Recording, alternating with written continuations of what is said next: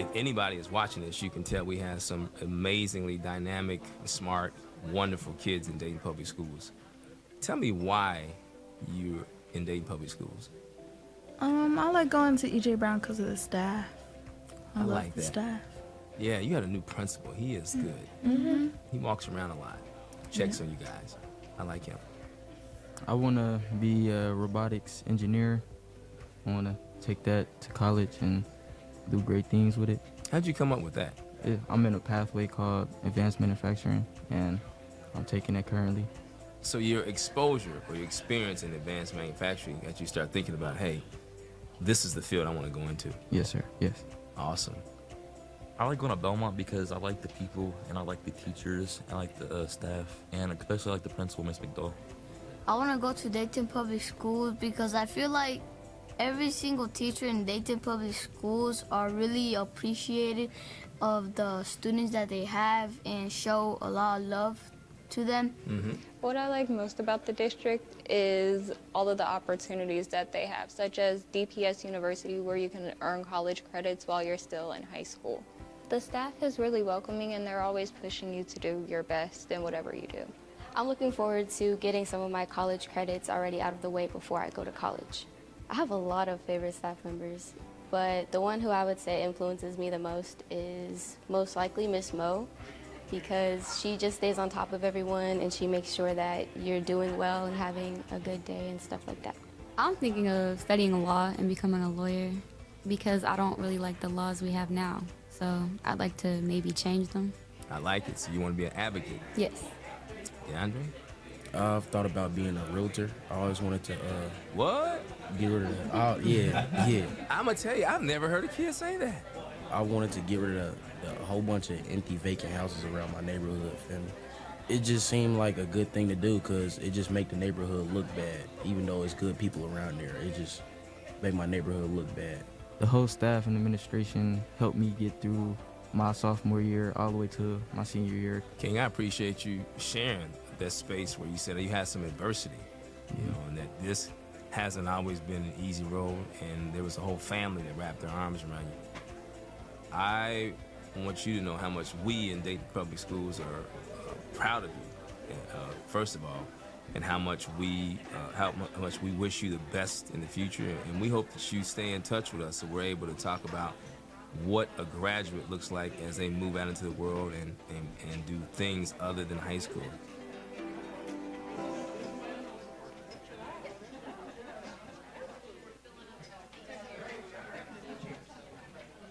The program is an 8-session, once-a-month kind of class that occurs on UD's campus.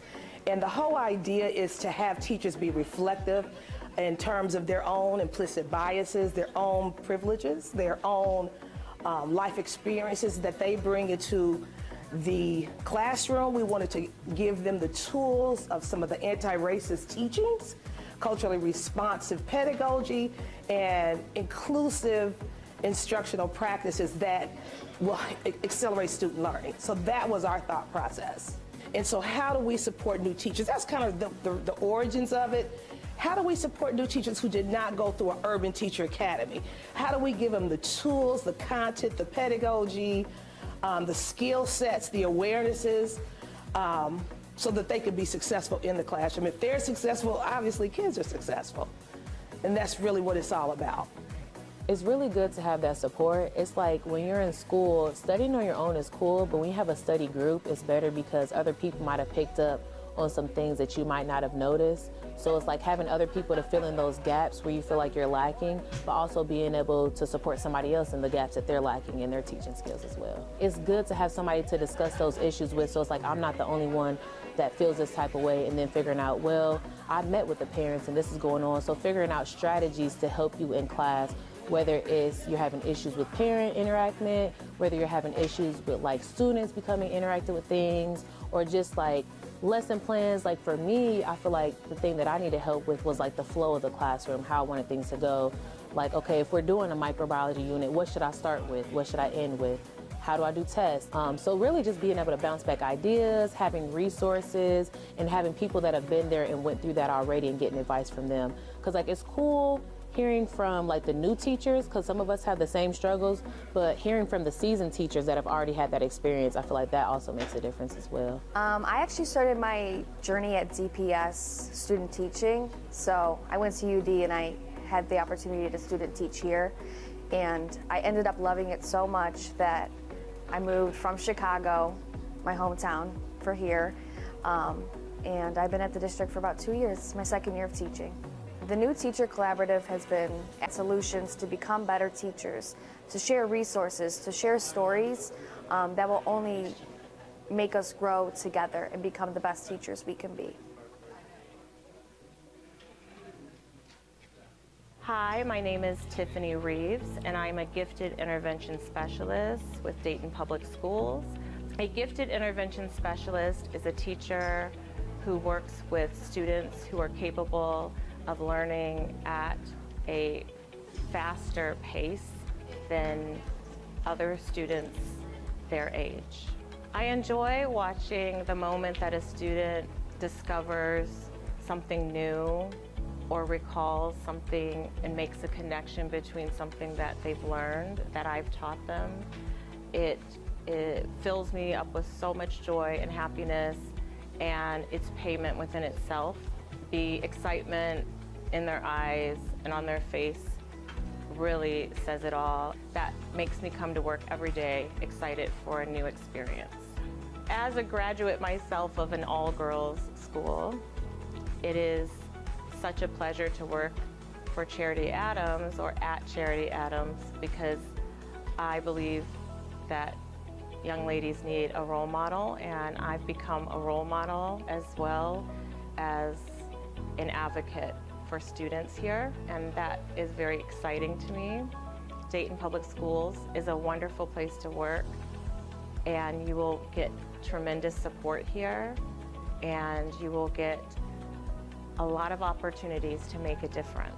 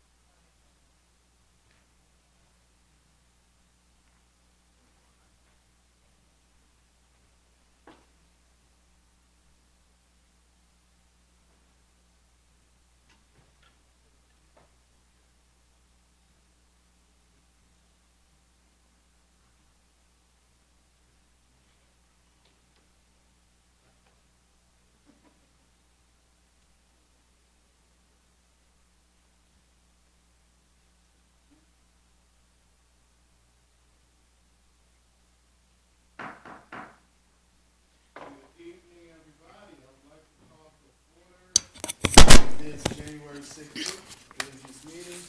May we have a roll call? President Smith, Present. Ms. Wick, Present. Dr. Goodwin, Here. Dr. Bailey, Present. Mr. Lacey, Here. Mr. Walker, Present. Ms. Reinhardt, Present. and Mr. Nicholas. Present. 8 present. Thank you. Can we stand for the Pledge of Allegiance?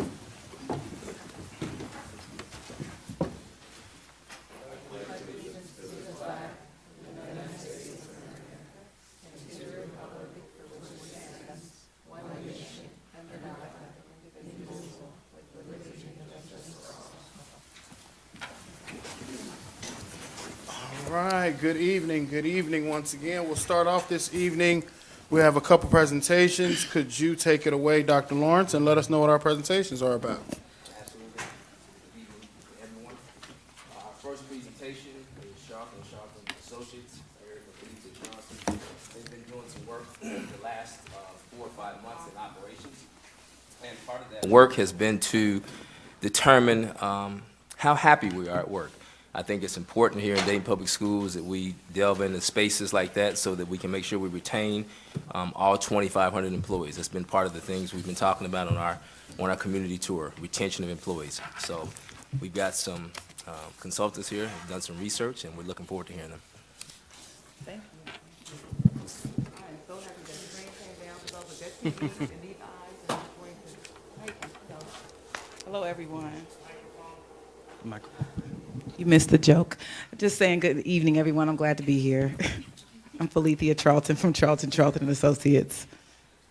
And good evening, everyone. I'm Dr. Eric Charlton with Charlton Associates, and we are so thankful to be invited to present our findings with the Ops Department. Once the screen comes up, we'll get started. One moment.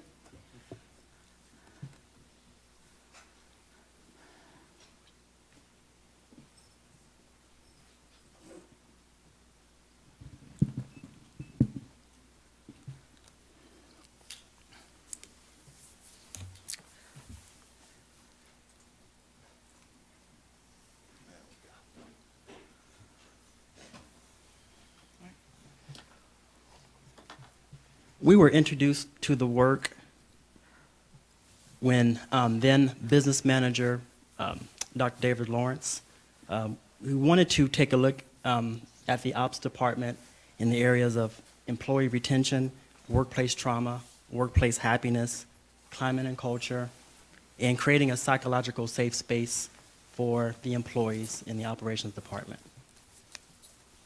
Next slide. My background deals with leadership, identity, and happiness. I'm an emotional wellness coach, leadership coach, and researcher. And I've been around the country working in 25 different states in healthcare settings in particular. Started my career in healthcare, but branched out into leadership. And now I work with C-suite employees, executives, organizations to work with some of the psychological issues dealing with employees, where there's moral injury, where there's burnout, compassion fatigue, and emotional well-being. My background is considerable. I have a bachelor's degree in health and human services at Wilberforce, master's in health administration from Ohio University, a master's in leadership and change from Antioch University, and a PhD in leadership and change from Antioch University as well. Next slide. I am Coach Felithia Charlton. I am not Dr. Charlton. He's the only person with his doctorate, so just wanted to make that clear. I am a certified life coach through the ICF. I'm also a proud graduate from Meadowdale High School. We don't have to mention the class, but it's a while ago. I'm a trauma-informed emotional wellness expert. I used to also be a principal at Dayton Business Tech for over 7 years. I absolutely love that work that I did there. And while I was there, we were the first alternative school in the country to be named a National Urban School of Excellence. And we were able to graduate over 500 students at that time. And that's really been one of the joys of my career, which really led me to the work that I do now in emotional wellness, because I know that once people know that you care about them, they will perform for you. And so it's not always about the data, it's about the relationship, and that's part of why we're here today. One of my mantras is just to be fairly optimistic and believing that something else is possible. And I also have my bachelor's degree in project management, went to University of Dayton for my principal licensure, did my teaching work at Wright State University, and I finished my project management degree at Jones International University. Next slide. A little bit more about us in terms of our history. Both Coach Felithia and I, we have well over 25 years now of experience dealing with in education and healthcare respectively, but also in the past 7 or 8 years diving into emotional wellness. We have a pause, pivot, transcend model for overcoming obstacles that may hinder one's personal and professional growth. We consult, we train, we coach, And also we express healing and resilience through the arts. We have facilitated emotional wellness literally across the world, most recently last year in Mexico and Portugal, talking about emotional wellness with different organizational groups. Next slide, please. We just want to make sure that we're giving you just a background for those of us who are new to us. We also are certified with our MBE, our EDGE certification, our Women in Business certification, recently completed the Goldman Sachs Small Business Alumni Program, and also just recently got our Dayton PEP certification as well. And now that we're through the formalities, next slide, please. So the objectives of the project, Dr. Charlton printed these out, y'all. The objectives of the project are to explore workplace happiness and just kind of what the definition is, because it can be broad, and understand the relevance in employees' lives. We also did quantitative and qualitative analysis that we created specifically for the Dayton Public Operations team. Then we looked at the themes individually for everyone in the department, looking at what are the practices that they consider that make them happy at work. And we did this in a safe space, and part of emotional well-being is to improve and create brave and courageous conversations with professionals. And the end result that you'll see is the matrix that we created based on the survey, the findings, and the interviews that we did. All right, next slide. Some of the purpose of the project that we undertook was facilitating a 5-month workplace happiness, leadership, and team building professional development framework that addressed workplace happiness, retention, and customer service, creating an environment that facilitates this work that aligns with the ops department goals, collaborated with management, with administration, and staff to explore key values of workplace happiness with departmental culture, climate, and employee expectations, and partnering to assist a cultural framework of trust, empathy, and teamwork that contributes to workplace retention. Next slide. Anytime you conduct interviews or collect qualitative data, there are ethical guidelines by which you're guided by. And some of those were confidentiality, making sure that only we conducted the interviews virtually, making sure that we were the only ones who stored the videos, who can see the videos, keeping everything confidential. Even though there were some themes collected, there weren't any names associated with the themes, quotes, didn't have any identifiers with it. So there were definitely strict ethical guidelines whenever we conduct one-on-one collection processes of data. Next slide. The process overview consisted of 3 main things: interviews, online surveys, and focus groups. We interviewed 14 members of the ops team virtually. We also conducted 25 surveys. Surveys that consisted of 25 questions, a Likert scale questioning, and also 3 different focus groups, collecting that data, buffering and augmenting those collection points from 3 different perspectives. Next slide. The project timeline, we began the work in August, where we initially talked to construct what we wanted to do and how we could support the district. We developed the framework. Then, as Dr. Eric stated, we did 15 interviews with the operations department. We also disseminated the survey that we did custom for the district. Then we held those focus group meetings in person to make sure that everybody's voice was reflected. We worked through the dissemination of the findings and put everything together. And then we created the matrix and the final report. And we also met with the operations team so they were able to view this report before we shared it with the board. Next slide. We know that workplace happiness is very broad. So we wanted to really talk about how to define workplace happiness is really what defines happiness within us as human beings. We have different backgrounds, personalities, perspectives, expectations that we have, and what makes one happy may not make the other another person happy. And our definition of workplace happiness is the elements of an employee's work engagement, job satisfaction, and organizational commitment that equates to a positive work experience. Next slide. So why is workplace happiness so important? We are in the age of quiet quitting.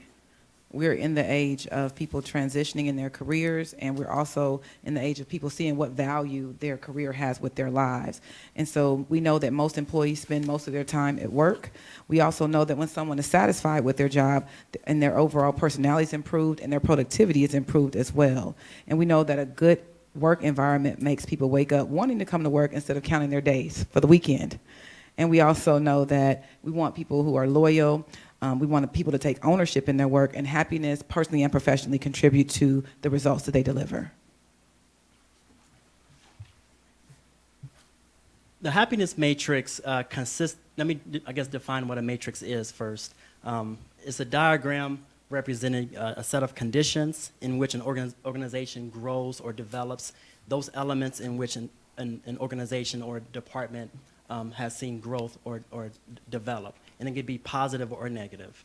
But a matrix, we developed this matrix based off the employee surveys, the interviews, and the focus groups. And it provided us with a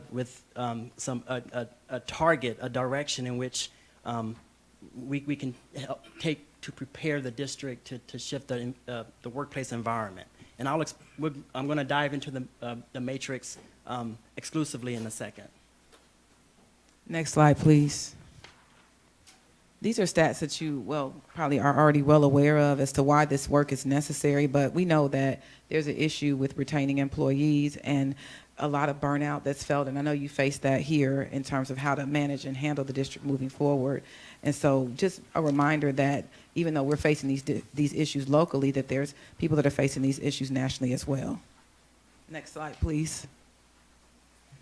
And not only in, I know all of you have experience in terms of education, in terms of what the pandemic has affected and affected everyone. In terms of globally, 22% of employees across the globe have overall engagement, and 2 to 3 of every 10 employees are truly motivated at work. And a lot of my research deals with post-COVID leadership, how leadership looks and how it is viewed post-pandemic. Next slide, please. So when we did this work, we worked with people about your attitude, your belief system, and your values. So happiness is not something necessarily that can be created, but it's within, and it can be evolved and it can be cultivated to help shape the workplace culture. So the way that you think, the way that you believe, and the things that you value and the things that you consider important were all part of the conversations that we had with the operations team. Next slide. All right. Some of the survey themes that we collected were internally driven to do great things at work. The ops department were truly driven to do great things. Developing a clear progression of career opportunities based on merit, and seeking opportunities to reevaluate, rethink compensation and benefits. The other things that were important that came up in the survey were the ops department wants to strengthen their image and value within the organization, to be seen as a part of the team, not separate, to understand the value that they make and some of the contributions that are extremely significant in partnership with academics as opposed to separated. We also found that they are inspired by their work and they see themselves as a part of the academic process, because if they don't do their job, then other things can't happen, and that's really important to them, and that's a message that they don't feel like gets out as much. Next slide. Some other things to ponder in terms of other significant points is creating strategies that ensure external forces do not hinder progress, mission, and vision. The team don't want to lose the synergy created due to multiple leadership changes, and they are happy that the district is open to change, but want to ensure that their voices are included. Next slide. All right. The matrix that we created it does deal with the themes that we collected. As you can see, there's 3 pillars, reality, connection, and purpose. Reality deals with the day-to-day emotions and experiences that the team is feeling. Connection, rethinking about our relationship to work, and also purpose, finding meaning in what we do and finding value in it. As you can see, under reality, we have different themes such as turnover in terms of emotional state, burnout, and fatigue, external and internal strengths and forces and threats. As it relates to connection, things such as communication, recognition, cohesion, accountability, and respect. And lastly, purpose, service, mission-driven, truly they're inspired, feeling valued, and creating a positive experience for patrons. As you can see, also on the matrix, there are 3 emotional states, emotional feelings, isolation, frustration, and commitment. How these relate to this matrix is, for example, if an employee has a good sense of reality and connection, but don't really have a purpose in their work, they can be uncommitted. And even though this group, we put commitment on there because they have a high level of commitment, but it can also work the other way in terms of if they're not feeling valued. Another example, if an employee has a high degree of connection and purpose, but not a sense of what's going on in the day-to-day, they can feel isolated. Elements of isolation and not feeling like they're necessarily a man on an island, so to speak. So this is the matrix. In the middle, we have optimal state, and there are other things that we look at, which we'll talk about in a couple seconds, in terms of creating that optimal state for the district and for the department. Next slide. All right. Next slide. Some of our findings were revisiting compensation. People compare what they make and what they are worth on the market. 1 in 4 professionals never or rarely take vacation time, and that's national data. So it's a matter of rethinking how we value compensation, the relationship between time and pay, and encouraging those alternative mechanisms to minimize burnout. The other aspect is meaningful work. Once again, the COVID pandemic has altered the way that employees view work, introducing work from home and hybrid situations. Data says that when employees feel that their work is meaningful, there's a 49% increase in feeling that they are contributing to their work. Next slide.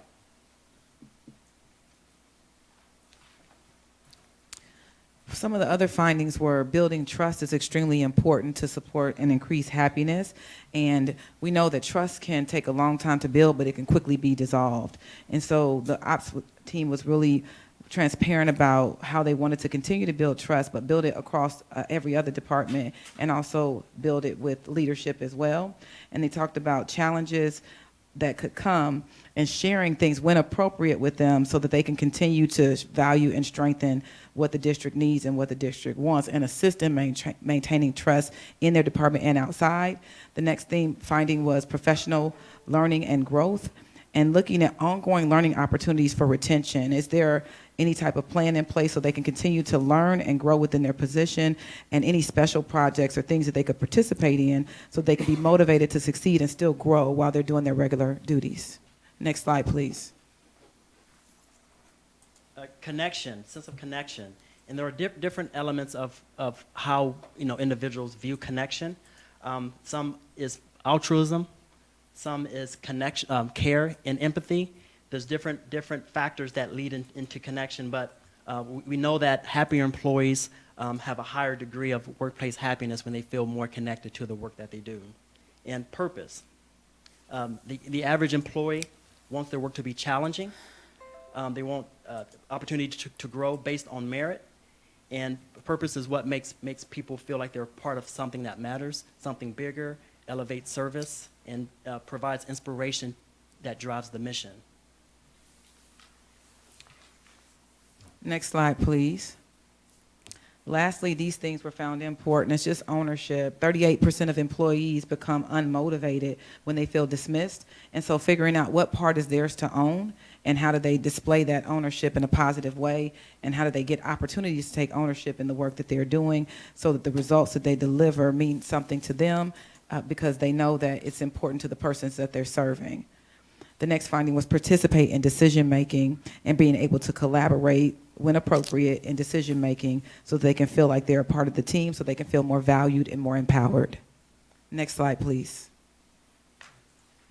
These are some of the next steps to continue the work. Departmental feedback sessions, designing feedback sessions to garner insights from employees, and providing more appreciation of targeted concerns and detailed ideas of improvement. Continuing to work with them amongst themselves and with consultants to provide a direct action plan in where are the gaps where happiness is, where are the gaps where retention is, and where are the gaps to continue to increase those connections.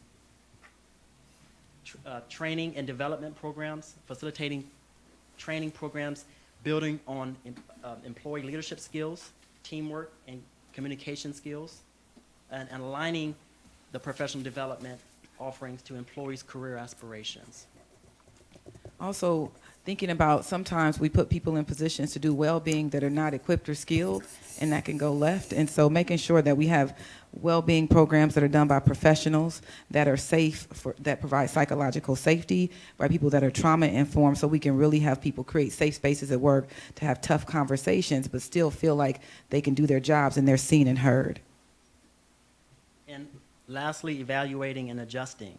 The ongoing evaluation and review of the successfulness of the implemented strategies and the flexibility to adjust when needed based on the changing organizational needs. And that's basically what we do in terms of our pause, pivot, and transcend model that we execute.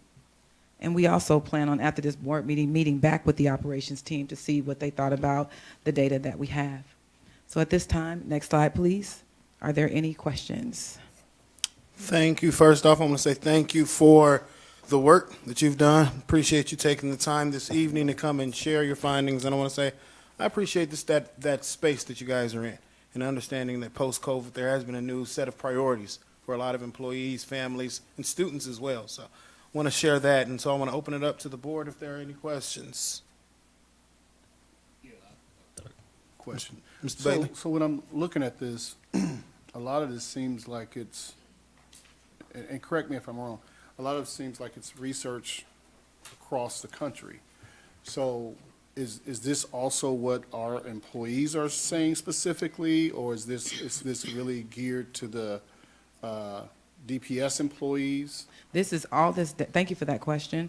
All this data is only from the DPS employees. So we added some national stats to add relevancy, but the matrix you see are from the words that came from the interviews, the surveys, and the questionnaires that we did. So everything you see here, the findings, are what are as a result of the interviews that we specifically conducted with the operations team. So these, while we were trying to explain what the matrix was, the words within the matrix came from collective themes when we spoke directly to the team. Yeah, that was my next question. That was going to be my next question. And so, like, when you guys are doing all of this, how are you collecting your data, or what are you using for your outcomes? Well, in terms of the interviews, I actually extract all the themes, and it's tedious work in terms of getting those themes out of the interviews. And then we do the same thing for the surveys as well. And then the focus groups, we had 3 focus groups, and we actually had 90 minutes for each focus group to talk about some of the questions that they saw on the survey, and also discuss more in depth about their interviews as well. So basically, each person went through a 3-step process. The first step was 10 to 12 questions individually interviewed privately via Zoom by myself or Dr. Eric. The second step was to do the survey, 25-question survey. and then get all the data from that. And then the third step was for them to look at the results of the survey collectively so they could have a conversation about what they saw. And then our job after that data was to come and put this information together so that it was very specific to the team and personal and represented their thoughts and reflections. Okay, yeah, that's what I wanted to find out. The other thing is, this is your first year that you guys did this, right? For DPS, yes. For DPS. Yeah, that's what I meant, for DPS. And do you guys have a contract for the next year or anything like that? Do we? I don't No. know. I don't know. I'm asking.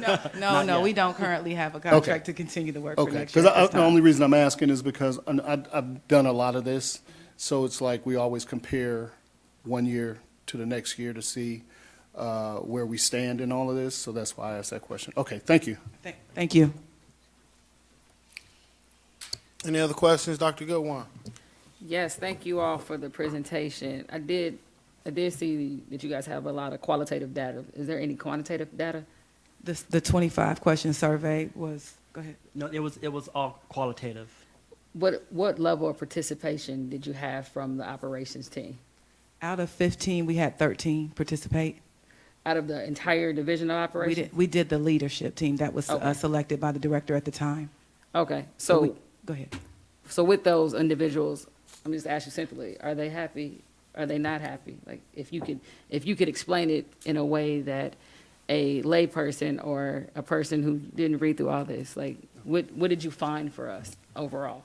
We found that they were internally very happy, but externally there were challenges that were identified in the matrix in terms of learning how to work together with the rest of the district, how to make those connections so that they had impact, and how to feel valued within those connections. And the other part about happiness that was revealed was that they absolutely love the work that they do, but sometimes they feel disconnected because they're not academics. And so some of the things that they do don't necessarily aren't seen first, like the lights being on or the gym, if it's flooding, people don't think about the bodies or the people behind it. We were actually there to witness something went wrong with technology, and we saw them get together in a way that nobody else would see. It's kind of on the opposite side of, used to be a principle, just fix it. But I don't know how much goes into fix it, but sometimes it can get minimized if it's not translated for appreciation. So the happiness that exists for the job, the happiness existed internally, but trying to make that connection has been frustrating. Okay. And would you recommend this process to go beyond just the supervisors?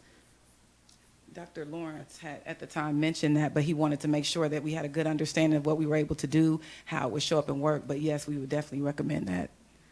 And my final question, how would you recommend that we as a board utilize this information? You want to talk about it? Well, I think we're sort of scratching the tip of the iceberg. I think as we collect more data, and it really is about creating strategies moving forward. And we've only been looking at the leaders and operations, but there's so many levels that we could extract this data and really make something meaningful and long-lasting. Because of course, with this work, you don't want to be a one-off. Creating those structures. And I also think wherever it can be evaluated, like I said in the findings, when necessary, information being shared as appropriate, because I know some of the communication was, well, when we find out something that we're responsible for, it might look like we don't care, but we might not have gotten the information, or we might not be clear about how the communication path happened from any leadership department to academics to operations. There might be something that failed, and sometimes there's misunderstanding, which leads to frustration. So a lot of times, if there could be transparency when appropriate, or a policy or process put in place to know how that specifically, what is the direct line of how this information is communicated, so it's not ambiguity or seen as personal preference. So I think developing some steps and systems, or even revealing if they're already there, because there's no assumption that they don't exist. But if they're already there, maybe revisiting that with new people and old leadership, so that they know this is how we communicate, this is the expectation, this is the result, and this is all the people who should have the information. Thank you. Any other questions? If there's nothing else, I want to say once again, appreciate the work that you do. Appreciate you coming out this evening. Thank you for the work you do, and thank you for your time. Your next presentation, Dr. Lawrence?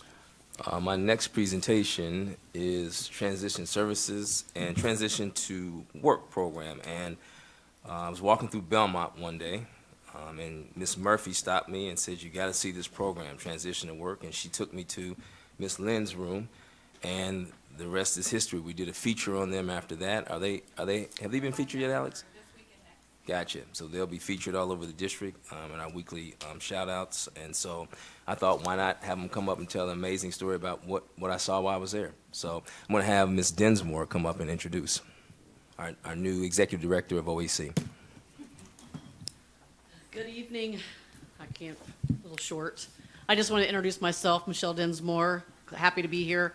I'm very excited for you to see the work that several people have put into this program. We've really been trying to beef it up, so to speak, and the work is amazing. I'm super excited for this. So I'm going to bring Tina up. Christine Daniel, she goes by Tina, and she's got a lot of information to share with you. So I'll take it away, Tina. I thought you were staying here. Don't go anywhere. So here's my problem, right? She's standing on her tiptoes, and I don't need to. So I don't know if is that coming through? Is that going to work? Okay. So I wanted to share with you this evening what we've been doing as a transition team, and I want to stress that this is not a one-person show. I'm just the one who drew the short straw to speak this evening. So we have for you 3 programs that I would like to discuss and share with you, and then hopefully at the end you'll be so excited you'll want to share them with everybody you know. So if you would look on your desk in front of you, I have a green folder with some materials for you to look at later if this goes too quickly, because I know you have a long evening in front of you. We have 3 programs that we serve students who are 18 to 22, but we start transition planning at the age of 14. So what does that mean? So we have students with disabilities who have an individual education plan, and when they're 14, we give them an assessment to understand what their preferences, interests, needs, and strengths are. And we start to build a program for them with activities that include the pieces that are of interest to them, but the activities include getting them ready for competitive integrated employment, education, and independent living. And so those are the 3 sections that we look at. Project Search is one of my programs, and I can't even say because it's a team effort, but Project Search is one of our programs that takes place at Kettering Health Network, Grandview. And there are, when students want to enter this program, there are 10 that I have listed up here. Rhonda can tell me if there are more. But what students do is they spend 10 weeks at 3 of their choices. So if they choose environmental services, ambulatory surgery, and materials distribution, they'll spend 10 weeks at each of those. They'll work with Opportunities for Ohioans with Disabilities. They'll work with Rhonda. Rhonda, raise your hand. She's my instructor. Thank you for being here this evening. And they'll rotate those job experiences, and at the end, they'll work with Opportunities for Ohioans with Disabilities to then get a job outside of the program. So it's a 1-year program, 3 rotations, 10 weeks each, all the while receiving job coaching, all the while receiving services and support from Opportunities for Ohioans with Disabilities. That's our first program. And what you see then here are some pictures of kids working in different capacities. So I included these pictures. I don't have words with them specifically because I just wanted you to be able to see this is the impact we have on kids. You'll see a picture in a minute of a young lady who went through Project Search and is now working at the hospital and then mentoring those students who are currently in our program. Her name is Kelsey. This is Michaela.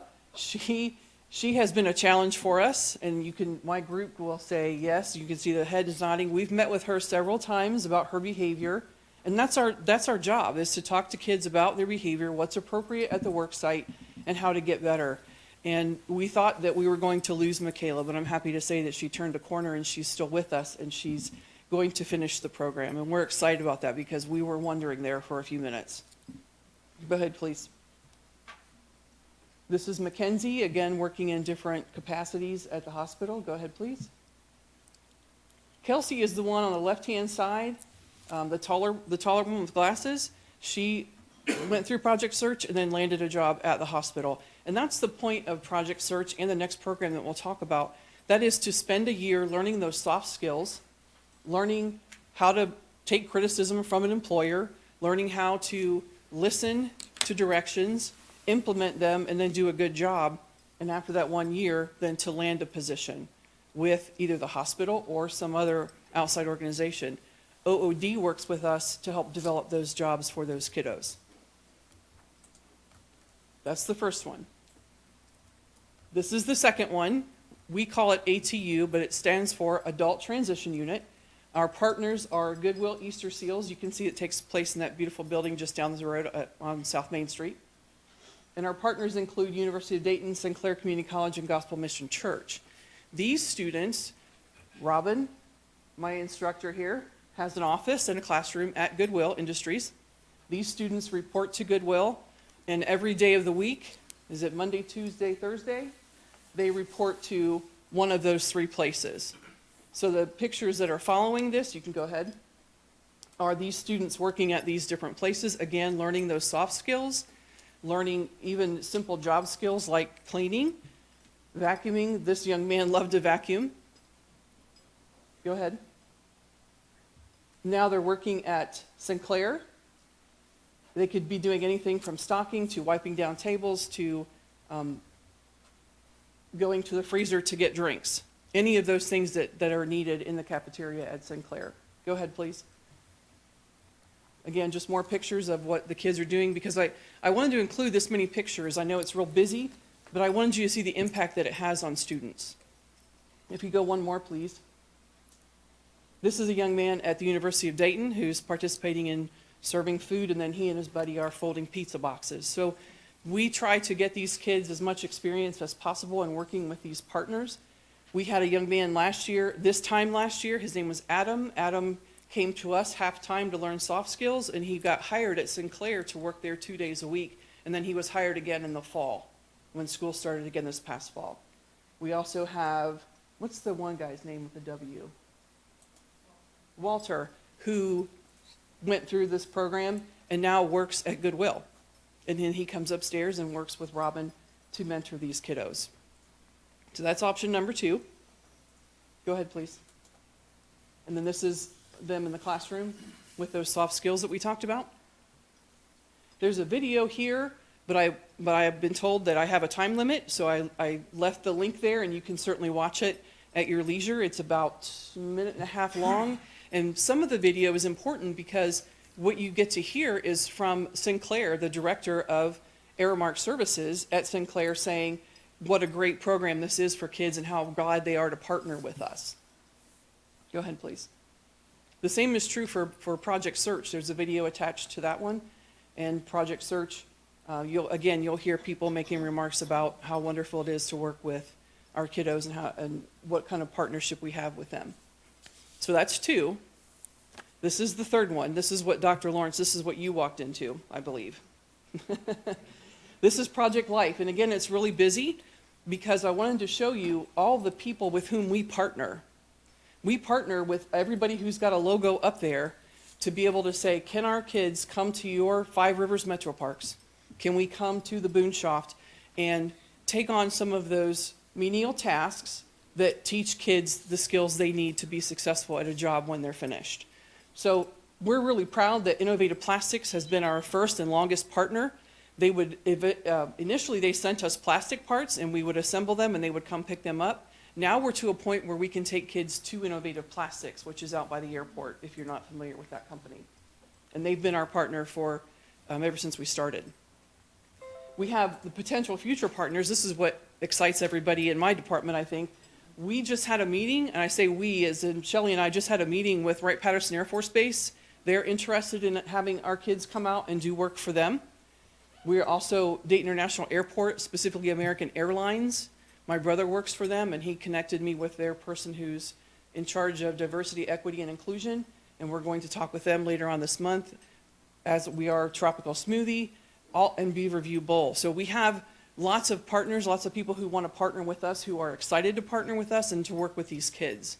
And that's just something that we are all smiles about, right? Because this was hard to do. this was literally cold call. Pick up the phone.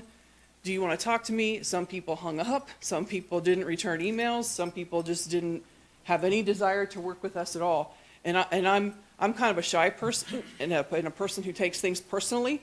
I know you guys are all chuckling over there. But when somebody hangs up on me, I was like, oh, what happened? I thought I was doing everything right. So it forced me to improve my public speaking skills, and it forced me to really nail down and put it within 30 seconds, like the elevator conversation that you have. What do you guys do in 30 seconds or less? And really smooth that over so that people understood what we did and how we work with these kids. Go ahead, please. The Learning Tree Farm. We'll get there in just a second. Yes. Yes. So, Innovative Plastics. This was the very first room we were in at Belmont. This is when they sent us parts and we sent them back, and what we were doing was very one-dimensional.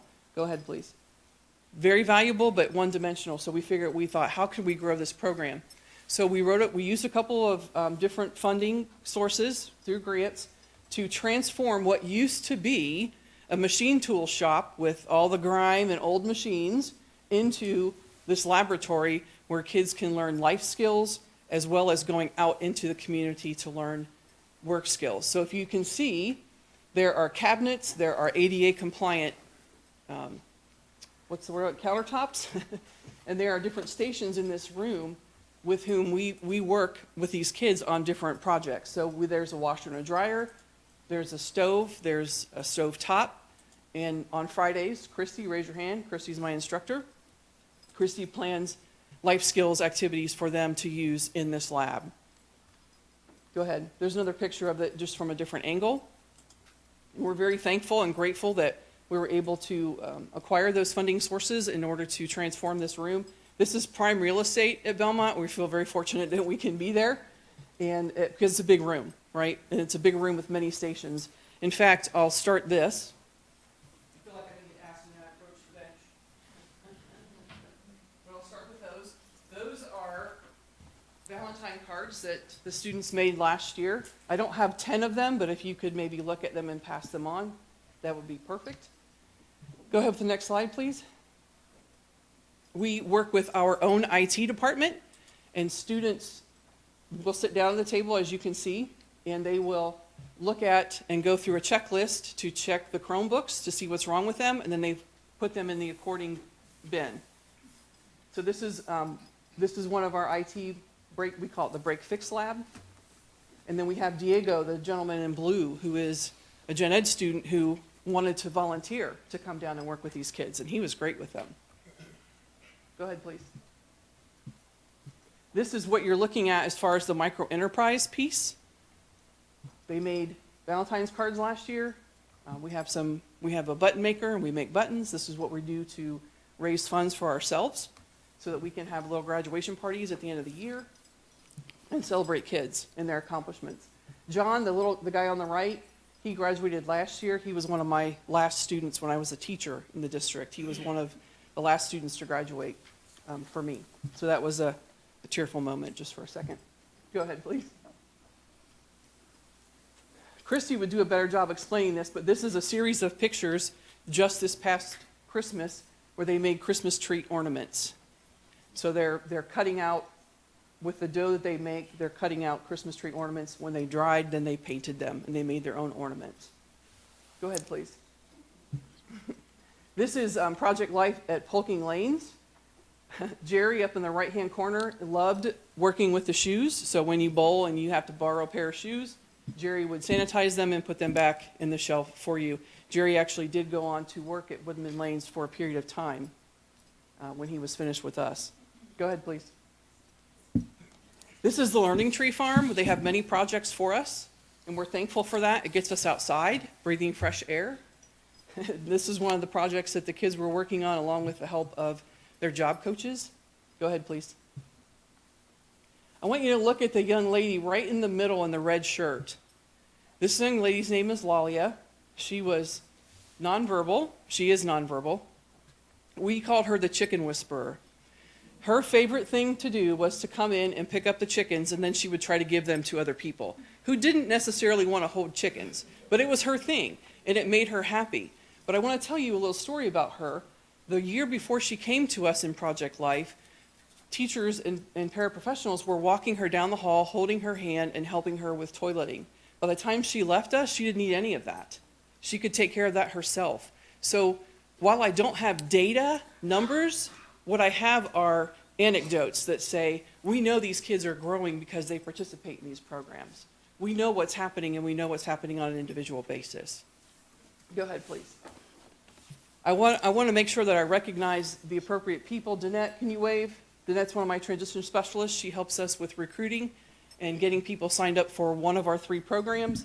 Amy Miller also helps us in that scenario. Kathy is ill this evening, but she does a lot of our transition assessments for our 8th graders. We're excited about that.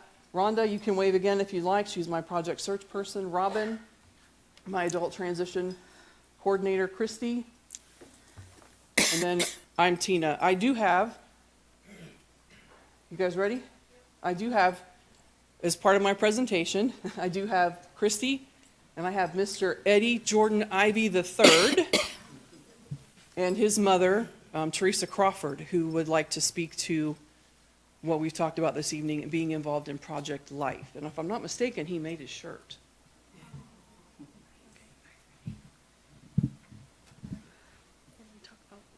What do you do at Project Life?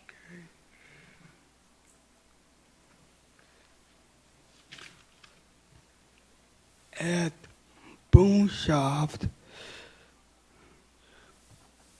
we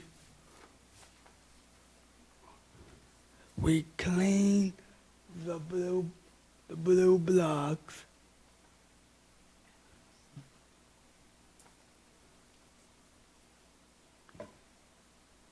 We clean the cases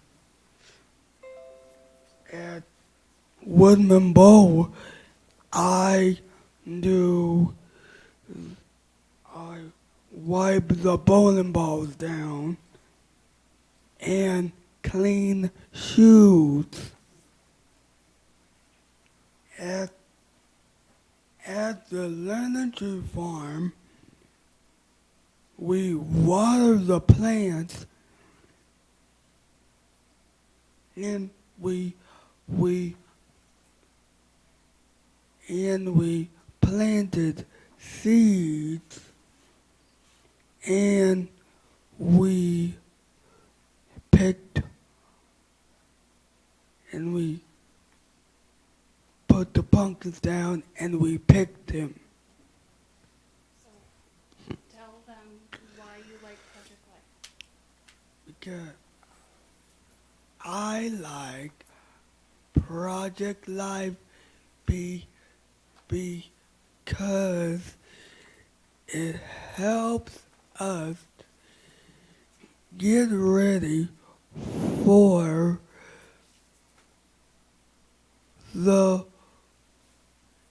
it helps our lives to get us ready for the future and for the outside world.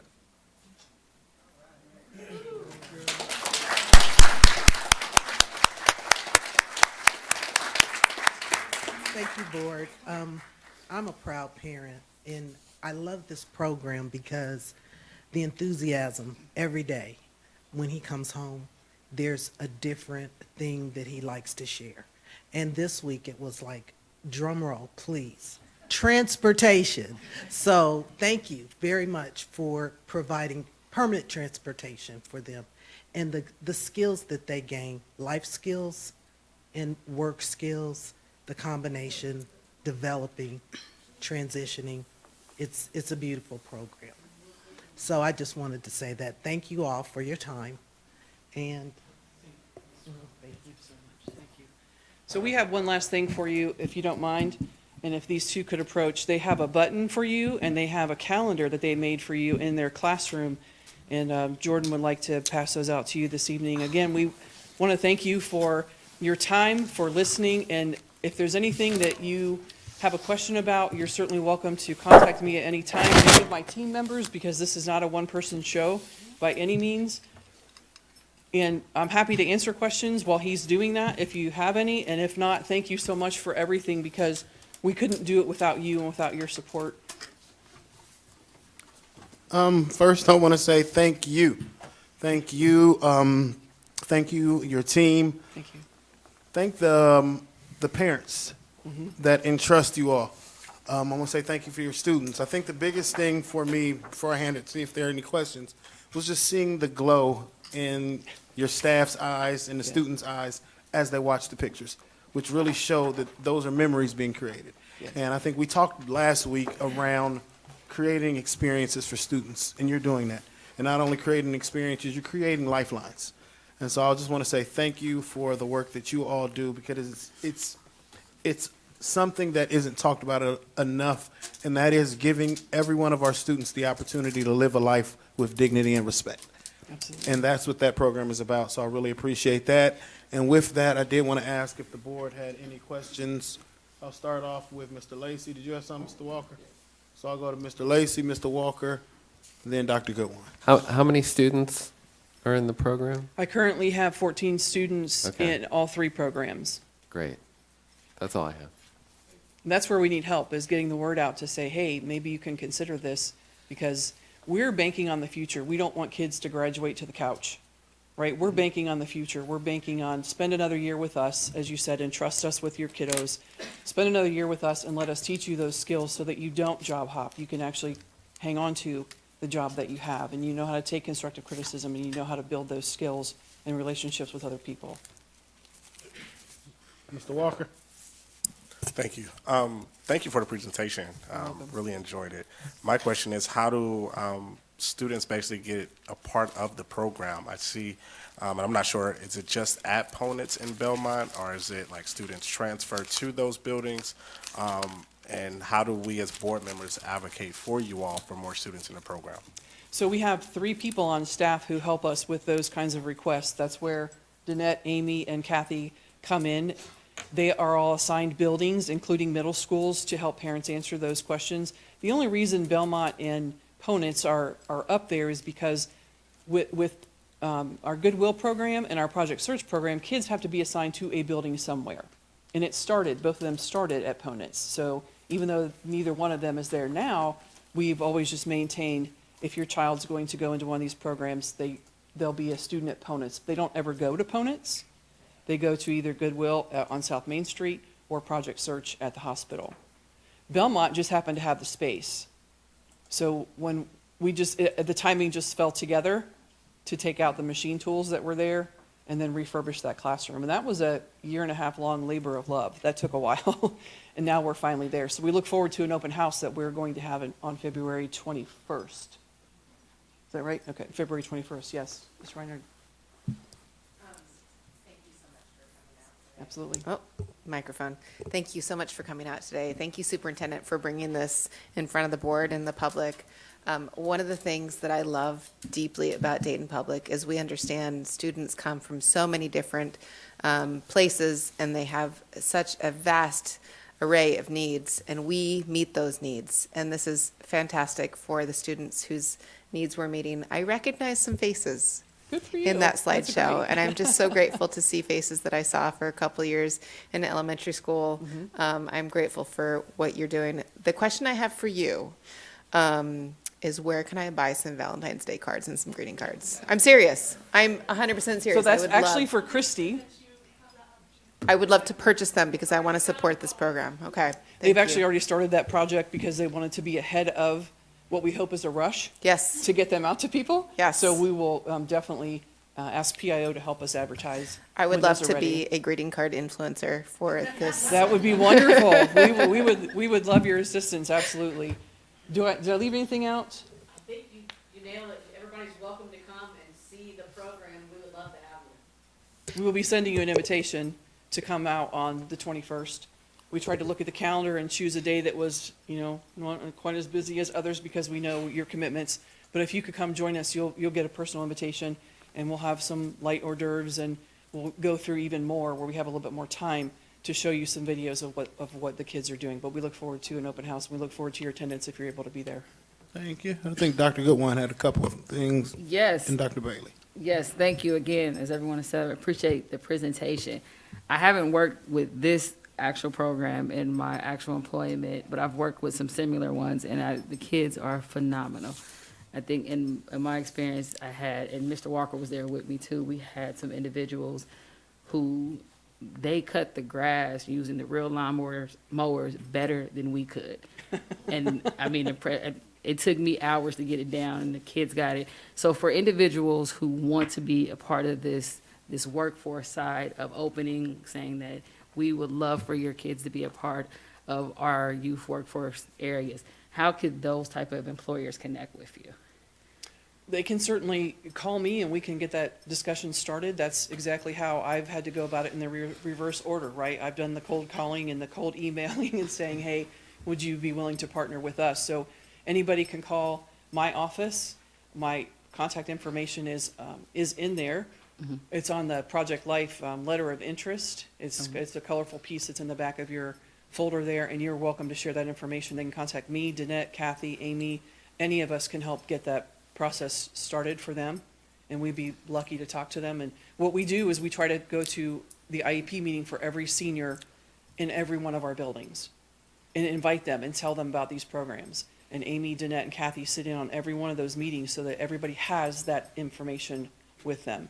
And we start talking with the 8th graders when we do their assessments because we want them to have something to look forward to. So we start those conversations. But now that I have 3 people, we're actually doing a much better job at getting to those meetings and explaining to those parents those assessment results and how to get started. And that these programs take place at Belmont and Ponitz primarily. Okay. We're looking to expand as well, if that's of interest to anybody. Okay. We just need the room. And There's a plug, right? Yeah, We just right. need And the room. I'm going to ask you, because, since you drew the short stick and you got to come in front of the board, this is the moment. What more can we do as a body to support this program? I mean, this is the moment to speak now or forever hold it until the next time you come up. So how can we better support this program, which I heard space is one element. Right. Is there more that we can do as a body for you all? So space is the big thing, right? So I can go to any principal, and every principal has been super excited about this, but the first thing they say to me is, I don't know where to put you. So space is the big thing. Is there a building where the space is available? Because we'd like to replicate this on both sides of town, whether it be north-south, whether it be east-west, because we know Belmont is the farthest southeast building, right? So kids at Meadowdale and kids who live in that quadrant, when we look at getting them to Belmont, the question becomes one of logistics, one of transportation. How do we get you from up here to over here? So if we could replicate this in another building so that everybody has more access, then people can decide, oh, this one's closer to me, and I can actually, go see my child if I wanted to. Whereas right now we're confined to that one space. But don't take that as a complaint, because that's not how I mean it at all. It just, if we have an opportunity to have a space like that, it doesn't have to be as large as what Belmont is, we just got lucky. But if it's a classroom size, we can certainly make that work. So if there's anything, as you're walking through buildings, I know you walk through buildings all the time, you might say to a principal, hey, what kind of space do you have? And they'll go, oh, Dr. Lawrence, I don't have any. But that's not entirely true, but let's talk about that. Let's talk about where that might happen. We thought we had an opportunity at Dunbar, and the space had to be used for a health class. So now we're looking somewhere else. But yes, space is the big thing. If that's something that you want to take on and help us with, that'd be great. Okay. Thank you. Thank you. Are there any other questions I can answer for you this evening? Mr. Bailey, I think. I don't really have a question. I just want to say thank you. In my regular job, one of the things that I have to do is go to day programs to serve young men or women that are transitioning from 17, 18 to have guardianship. Yes. And I've been to so many of those day programs, and it's nothing, most of them are nothing like this. We have to find, as DPS, we've got to be able to, and I've been saying this, we've got so much good stuff going on in DPS that needs to be out, not just on the DPS website, but out in the world. Because so many people look at DPS in a negative way, but there's so many things. We've got so many brilliant teachers and workers like you and students like them that this really needs to be out in the community more. We've got a lot of, like I said, I've gone to so many what they call day programs that are not really helping these students transition into the world. And I looked at this earlier today while I was sitting at my desk, and you guys do a phenomenal job. So I just want to give you kudos to that. Thank you. Thank you. It's this whole team that you're looking at over here, this whole team. For sure. Thank you for that. I will happily partner with anybody you find who might be interested in talking with me about this and how we can help them. So if there's any way to get that word out, I know PIO is going to come over and do a video for Project Life. We should have that ready for the open house, but we can talk about any of those programs. Here's what I say to people, depending on the level of independence a student has, and I'll leave you with this last thought. Shelly, come here. If your child, if the student you're considering needs a full-on hug, okay, a full-on hug, right? Then Project Life is going to provide that support, where they're going to be 8 kids and more than 2 staff members, could be as many as 4 or 5, working with those kids, providing sometimes even hand-over-hand assistance for them to learn those skills that we talked about. If your child needs a bro hug, okay, that's your Project Search, right? There's a staff member there, there's a member from OOD there, and they're providing job coaching skills, but they're kind of at that you do stage, right? They're going to back off a little bit. They're going to back off as much as they can and let the students learn those independent skills. If your student already has that level of independence, but still wants the job skills piece, then we're going to do the fist bump with our adult transition unit. So if people are wondering how much support would they get, I liken it to one of those 3. So your ATU is your fist bump, Project Search is your bro hug, Project Life is your full-on hug, and that's how much support we're able to offer, depending on what the student wants, what the parent wants. It's an IEP team decision. So when we all come together and they're seniors and we make that decision, that's what I say to them, because parents, the first thing they want to know is what kind of support is there for my child. Is it going to be the same as when they were in school? Absolutely.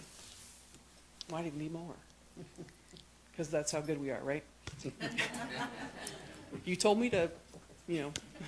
Tell, right? Is there anything else I can answer for you this evening? I appreciate your time. I know you have a long evening. That's what I have, and I'm happy to answer questions now or later if you want to reach out and contact me, or have a business reach out and contact me. Well, I appreciate you once again, and I will ask Dr. Lawrence that when that PIO piece rolls out, if we can also on our district's social media, also just share the information of how to reach out and those steps of getting our students and our families connected with the program. Absolutely, it'd be great. President Smith, absolutely. Thank you so much. We appreciate you all. Thank you all very much. This is thank Ms. Murphy for stopping me. Where is she? There she is. Miss Miller, she stopped me. And that was amazing too. I mean, just really thought it was somebody else. You weren't sure? I think it's him. Okay, well, Ms. Miller, it was me. And so, much appreciated. I know I had some homework assignments from Ms. Lenz. Let me know if I got them all done. I think I got my homework done. There it is, outstanding. And again, this is a plug for the academic team, well, the entire team, but the academic team. When we say achievement and success for all, we mean it. Thanks. Thank you. Take care. I'd like to take just a moment. When we run our HR agenda and we hire folks, and Neil, I can't bring all the teachers up and all the operations people up, but I would like to start to bring up new administrators that we hired for the board and the viewing public, because we hire them and then you don't see them unless maybe there's an issue. And so in this case, I'd like to bring Eunice Breivik up. He's the new preschool director, to just say a few things about himself and welcome him to the academic team. He's the 9th member of the team. Wow, look at that. The microphone is right there. Perfect. Thank you, both of you. I am Eunice Breivik. This is my second stint with DPS. I was a teacher leader with preschool under Chief Mack. I spent the last almost 2 years as a teacher at Fairview Elementary. I am fresh into the office as of a half day on December 20th. Preschool has about 40 or so classrooms, over 100 staff members, and well over 500 students. I am ecstatic that the academic action plan includes kindergarten readiness. I am really excited to make sure we do the work that we're getting our kids on target for the 3rd grade reading level. That reading promise, sorry if my lingo is not there. It was always my goal to make sure that when we have a day off like tomorrow, my students were crying because they love school so much, and I want to make sure that we spread that to all of preschool. I want them to love it, and I want it to be academically rigorous so our students are ready and that we have the best program in all of Dayton. Thanks so much. I appreciate you coming to introduce yourself. We just got stronger. Appreciate you. Thank you. Thank you, sir. Moving on in our agenda, next is the hearing of bargaining units. Do we have any bargaining units present that wish to speak? Greetings, Mr. Mahoney. President Smith. Vice President Wick, board members, Superintendent Lawrence, Treasurer Braha. My name is Neil Mahoney. I am the president of the DEA. At this time, I would just like to express our excitement to be working with the new board. We know we have multiple challenges, and we're looking forward to working together collaboratively. And I really believe we've made some positive steps since we've come back in January. So with this new board, we're really looking forward to this. We have that sense of excitement. I want to stay as positive as possible because my members are feeling some of your actions. And the one thing that I would like to instill is in my thought process this year, my goal has been my decisions are going to be made based on the lens of attracting and retaining teachers to Dayton Public Schools. I try to factor that in. I do wish that you look upon the same thing in your decisions, especially the ones that affect the membership of the DEA. On a side note, Dr. Lawrence, your visits to the building have been very much appreciative, very high feedback. At our last meeting of the building reps, I did let them know that on round 2, we would like them to ask you the hard questions, to take the gloves off, and I did assure them that your walking around music will be the theme from Rocky. So they will have that. I know how much you enjoy that, and at that district leadership team, I appreciated that also. But we are looking forward. I think this is a making of a strong board that can move this district forward, and with the teachers and everyone else involved in this, we are definitely looking forward to that. Thank you. Thank you, Mr. Mahoney, and we appreciate your leadership. Are there any other bargaining units that wish to speak? As I see none, we'll move on next. Madam Treasurer, do we have anyone registered to speak this evening? Yes. Okay. As they are getting ready, just really quickly, like always, you have your 3 minutes. Please address the board through the president and not individual board members. If you have any materials to distribute, please hand them to the treasurer. And it is inappropriate to address any matter involving pending disputes, grievances under a labor agreement, disciplinary action involving an employee or student, ongoing labor negotiations, concerns or matters that have already been settled, and or any matter which because of its nature is deemed appropriate to be discussed in executive session. The purpose of public hearing portion of the meeting is for members of the public to express viewpoints and public concerns. And with that, Madam Treasurer, can you call up our first speaker this evening? Maggie Shimon. Maggie?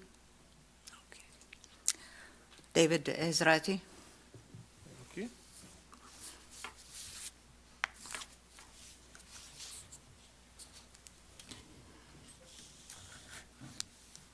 David Ezrati, 113 Bonner Street. I've been coming downtown to talk to people at the Dayton Public Schools for a long time. I remember meeting with Dr. Mack. I've met with a whole bunch of different superintendents, a whole bunch of different people. I've been to so many meetings. And I've been on committees and the like. All this time, I've never seen any of my fellow people from the advertising community invest any time at all coming down here. Now, you also know I publish a blog that's very well read. And it's amazing. If you look back, you actually did something I told you to do a long time ago. You hired Dr. Lawrence.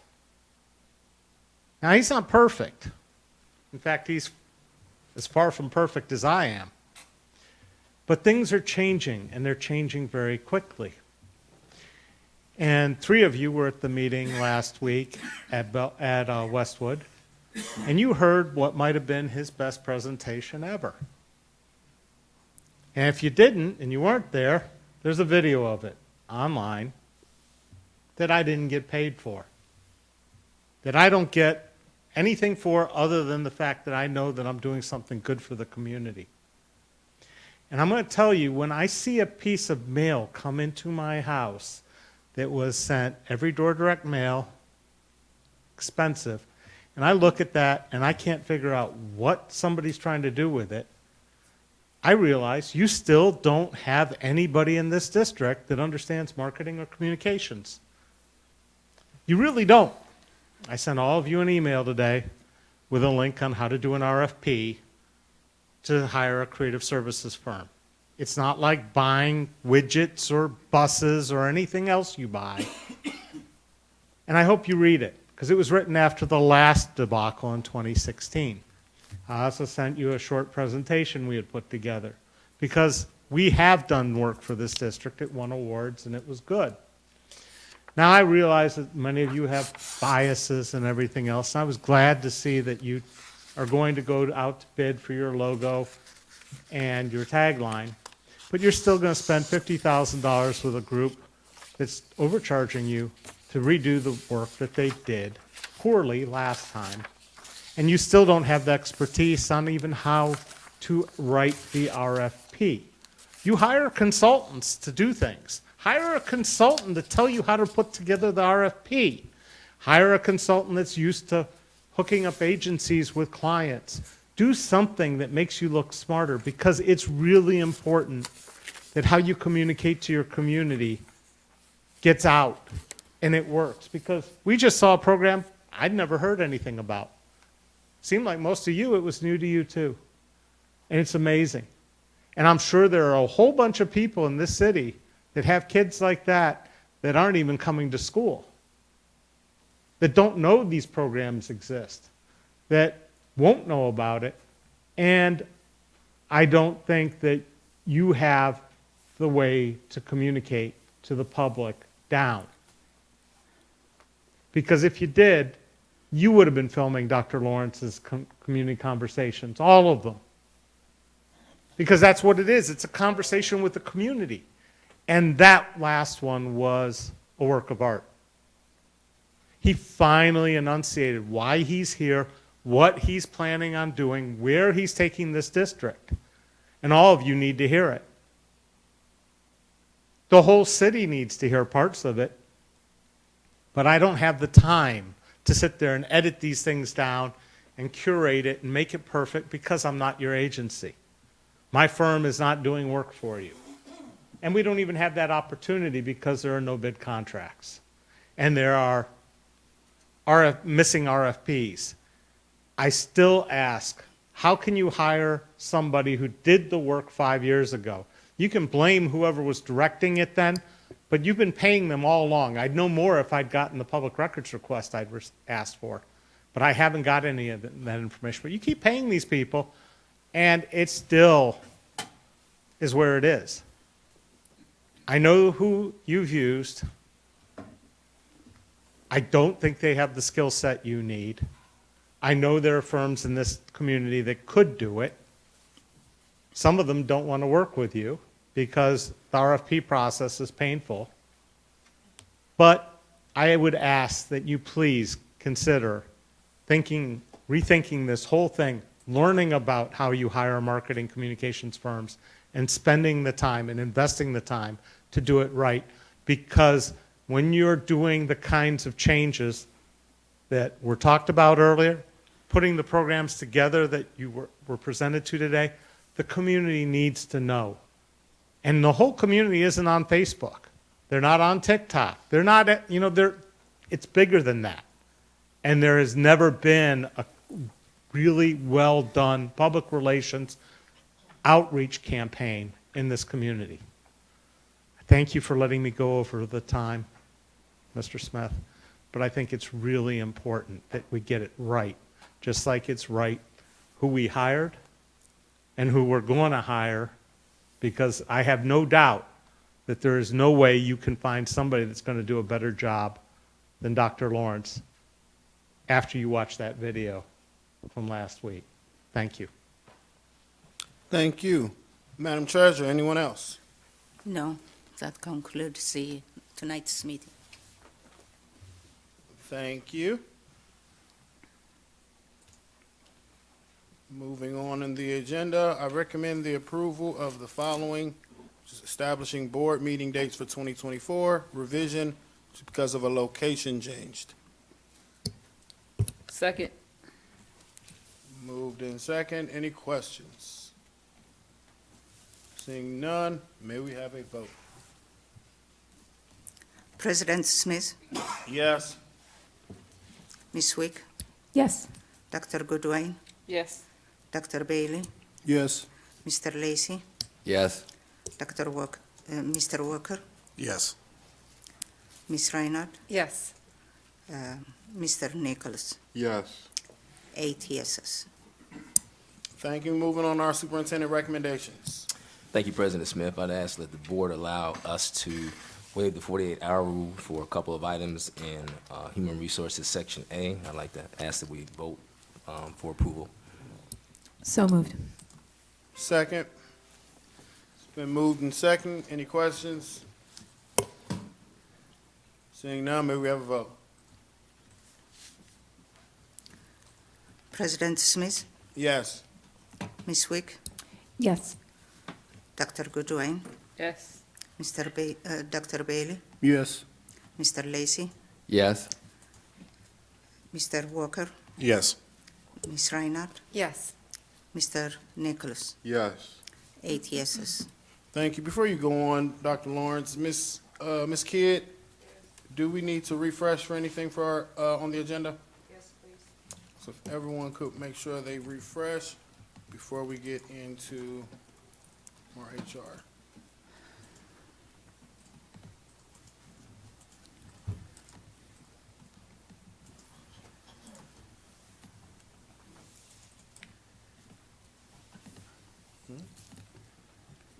Back to you, Dr. Lawrence.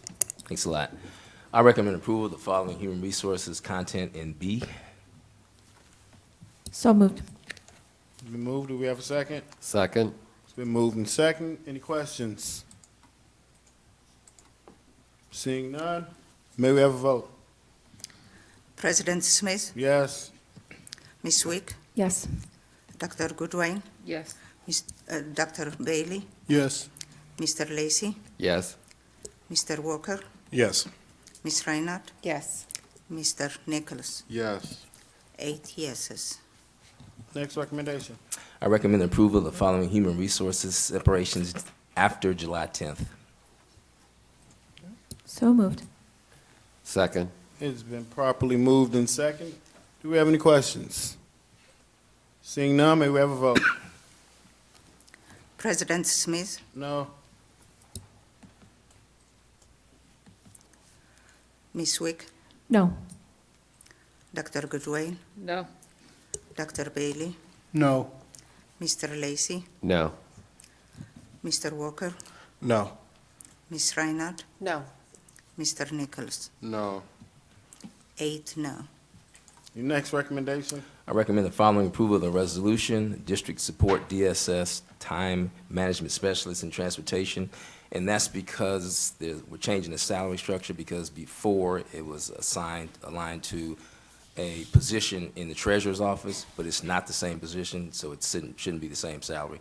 So we worked with the treasurer's office and the senior executive transportation to submit this for approval. Okay, I'll kick it down first to our parliamentarian. With us having the 48-hour waiver on human resources, do we need to vote on a separate 48-hour waiver, ma'am? Yes, because this was not listed on the first 48-hour waiver. That is what I wanted to make sure we were all clear on, so people would know. So, the first thing we would do, Dr. Lawrence, would be for you to ask for that. I'd like to ask that the board consider waiving the 48-hour rule. So moved. Thank you so much. Second. It's been moved and second. Any questions? Seeing none, may we have a vote? President Smith, Yes. Ms. Wick, Yes. Dr. Goodwin, Yes. Dr. Bailey, Yes. Mr. Lacy, Yes. Mr. Walker, Yes. Ms. Reinhardt, Yes.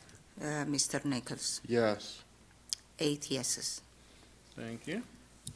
I recommend the approval of the following time management specialist salary schedule. So moved. Second. It's been moved and second. Any questions? I'm just curious of what does this role do? Executive Director, Senior Executive Director Anderson, would you like to come up and speak to what Trina does?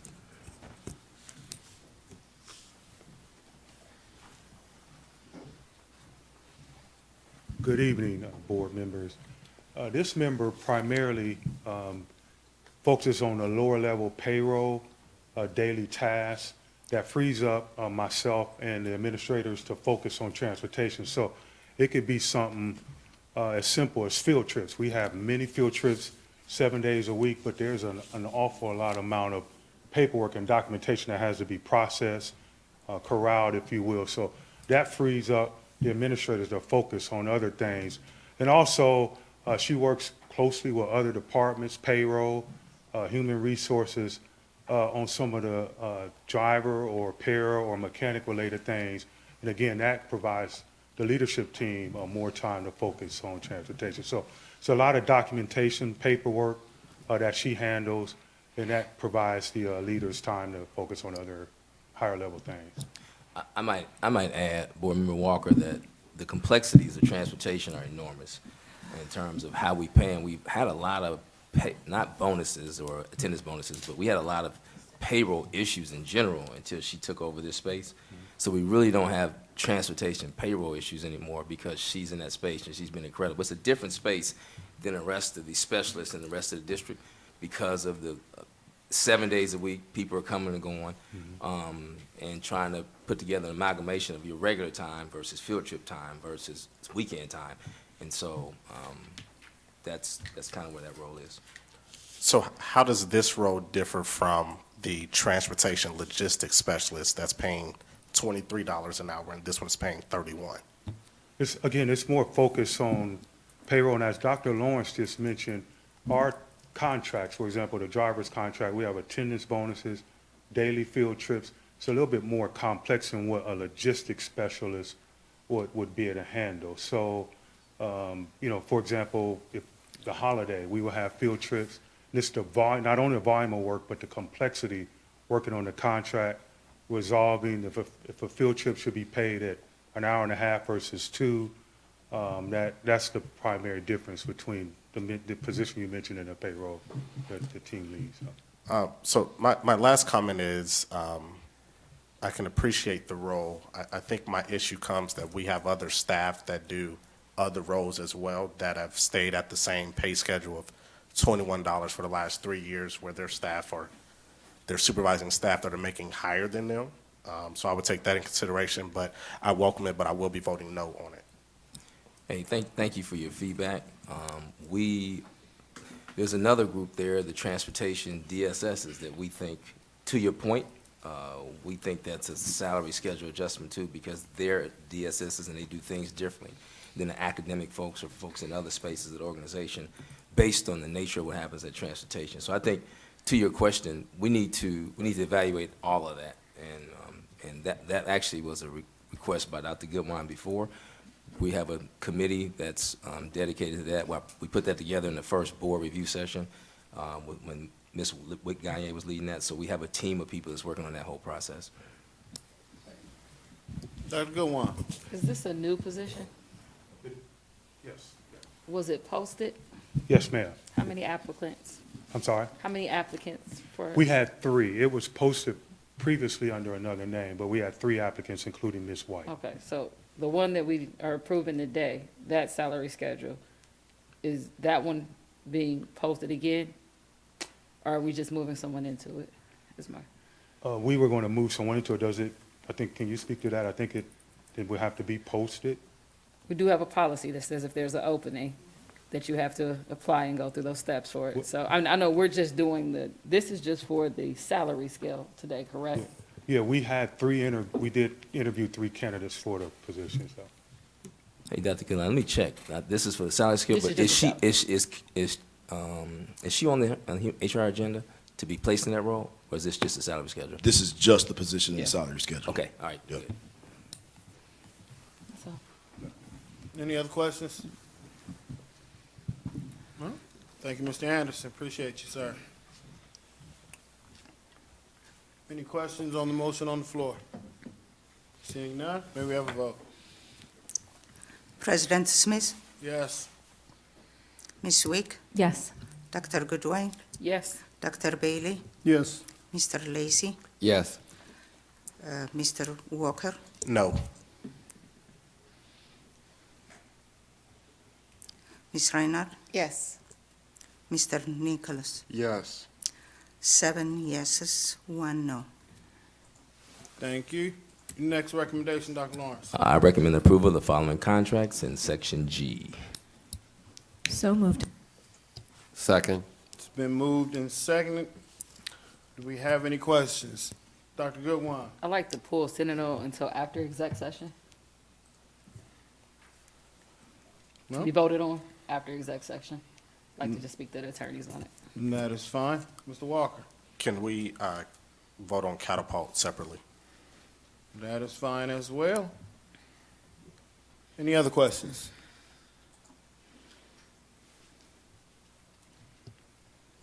Seeing none, first we will vote on Radius Design Works. Madam Treasurer, we're voting on Radius Design Works first, as Mr. Walker wants to vote on Catapult Creative Collective separately, and then the Sentinel contract we will be pulling until after executive session. So, may we have a vote? Okay. President Smith, Yes. Ms. Wick, Yes. Dr. Goodwin, Yes. Dr. Bailey, Yes. Mr. Lacy, Yes. Mr. Yes. Walker, Ms. Reinhardt, Yes. and Mr. Nichols. Yes. 8 yeses. Thank you. Next, we will be voting on the Catapult Creative contract. Any questions? Seeing none, may we have a vote?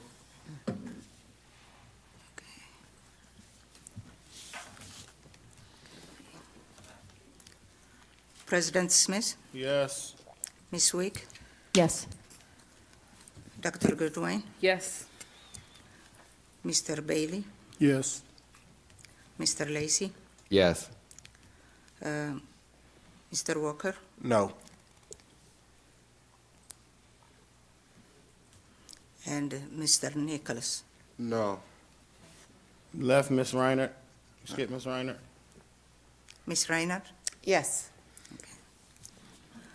Okay, 2 noes, 6 yeses, 2 noes. Next recommendation? I recommend approval of the following out-of-country field trip for Stivers School for the Arts. So moved. Second. It's been moved and seconded. Do we have any questions? I Dr. have a question. Goodwin? On these trips, how many students are go on these trips in the past? I don't have that data. I have to get with Liz, Whips, and Aaron. Is it less than 20? I'm not sure. Okay. In the event that the trip is canceled or anything, do we have a process to refund individuals in place? We just had that happen. Board Member Smith, President Smith asked about that, and I'll send the email that Ms. Dooley sent to us, Chief Dooley sent to us, an exhaustive space where the teacher tried at great lengths to put parents and families in a position where this didn't happen, and most of the parents agreed and participate, and a few didn't. So we do, from that situation, do we now have a process in the event that if they couldn't go, not because, it was on the district's fault, that we could refund those individuals if requested? That's kind of just my question. The process is the teacher, leader, instructor, art adjunct, whomever's leading the trip, they've asked the parents to purchase insurance, and some agreed and some did. The few that didn't, they were not able to be refunded. So we suggest that they take the lead of the individuals who are running the trip. Okay, do we put any money into this trip ourselves? That's a no. Okay. Any other questions? Seeing none, may we have a vote? President Smith, Yes. Ms. Wick, Yes. Dr. Goodwin, Yes. Dr. Bailey, Yes. Mr. Lacy, Yes. Mr. Walker, Yes. Ms. Reinhardt, Yes. and Mr. Nichols. Yes. 8 yeses. Next recommendation? I recommend approval of the following agreement, OPSI Local 191, OT, PT, and MH. So moved. Second. It's been moved and seconded. Do we have any questions? Seeing none, may we have a vote?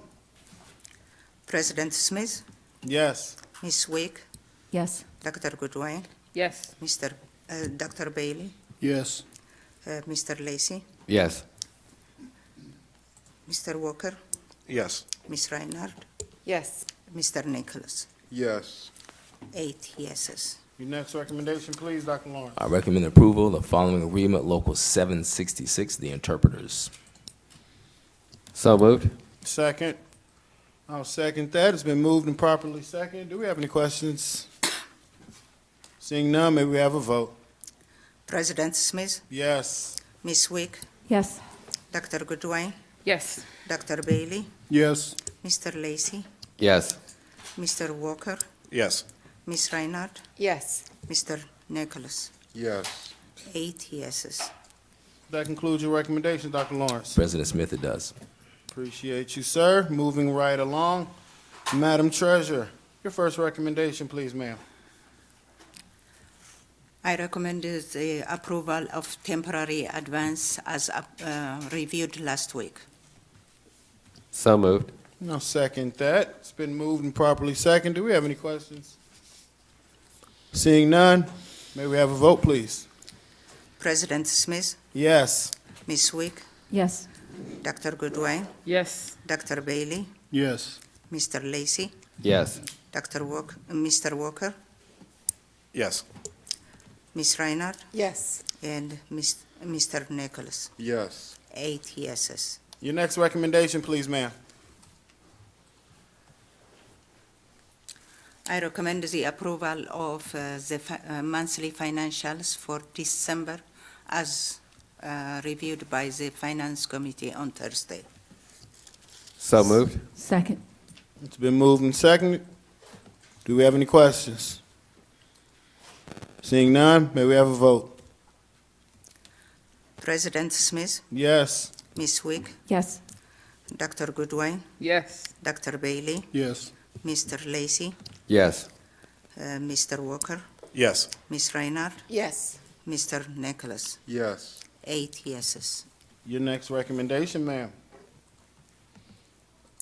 I recommend the approval of the minutes for December 12, December 18, and December 12. So moved. Second. It's been moved and properly seconded by Dr. Goodwin. Do we have any questions? Don't think we do on this one. May we have a vote? President Smith, Yes. Ms. Wick, Yes. Dr. Goodwin, Yes. Dr. Bailey, Yes. Mr. Lacy, Yes. Mr. Walker, Yes.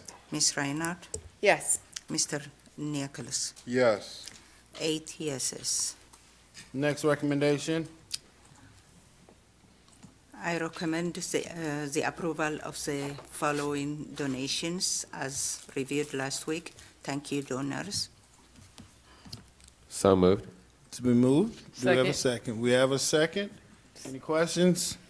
I see none. I do want to say thank you to those that donated. I want to give a special shout out to Dr. Ken Hayes. He stood on business and said he was going to donate those funds, and he donated that. And so I like to always lift up people who stand on business the way he did like that. So appreciate you, sir. As always, I want to thank anyone that donates to our district, whether it be monetarily, time, or any of the like? Seeing nothing else, may we have a vote, please, Madam Treasurer? President Smith, Yes. Ms. Wick, Yes. Dr. Goodwin, Yes. Dr. Bailey, Yes. Mr. Lacy, Yes. Mr. Walker, Yes. Ms. Reinhardt, Yes. and Mr. Nicholas. Yes. 8 yeses. Your next recommendation, Madam Treasurer. I recommend the approval of the following purchase requisitions as reviewed last week. So moved. Second. I'll give this one to Ms. Wick. I'll give the second to Dr. Goodwin. She got you there, Mr. Lacy. My fault, Mr. Lacy. Any questions? Yes, can I pull the Franhelm equipment for the curtains one? Still not comfortable with that one. Do you want to pull it off for a discussion, or do you want to Yes, vote? an on it executive separately? session to discuss. That is all good. We will do that.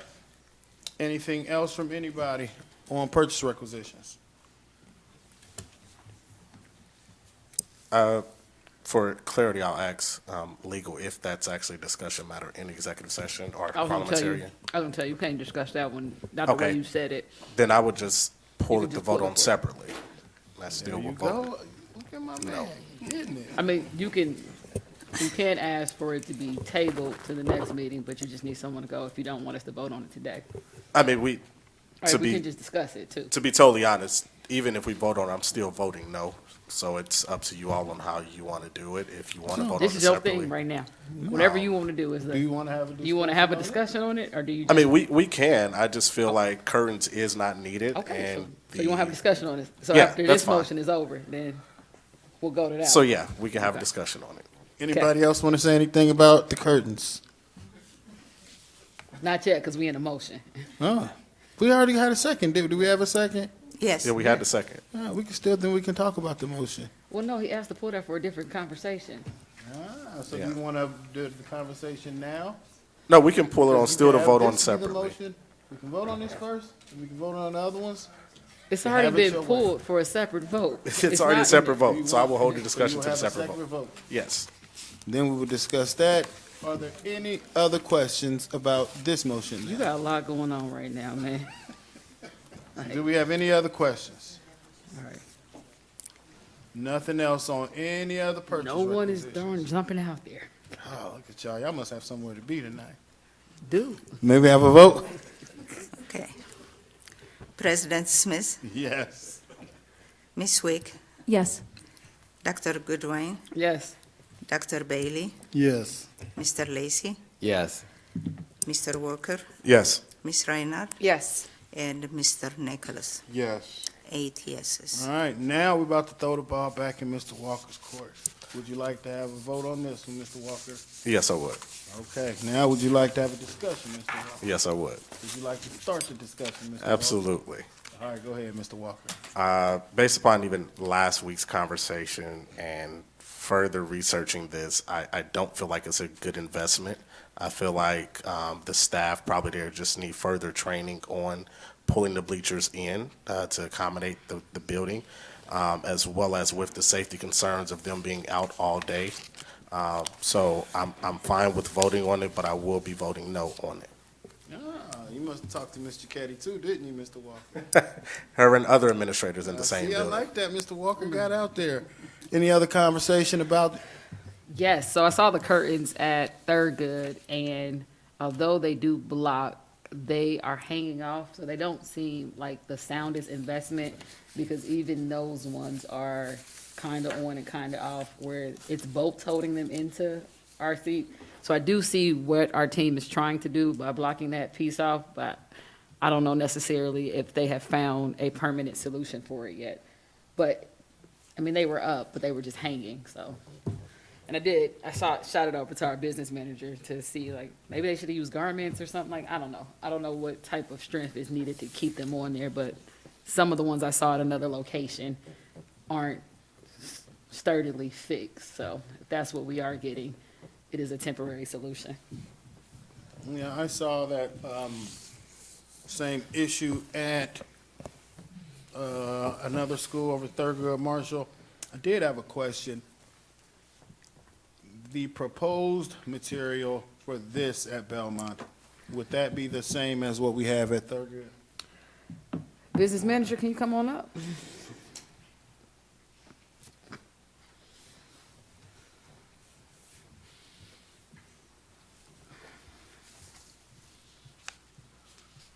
Good evening.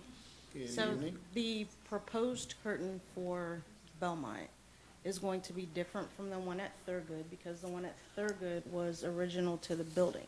So it's roughly about 15 years old.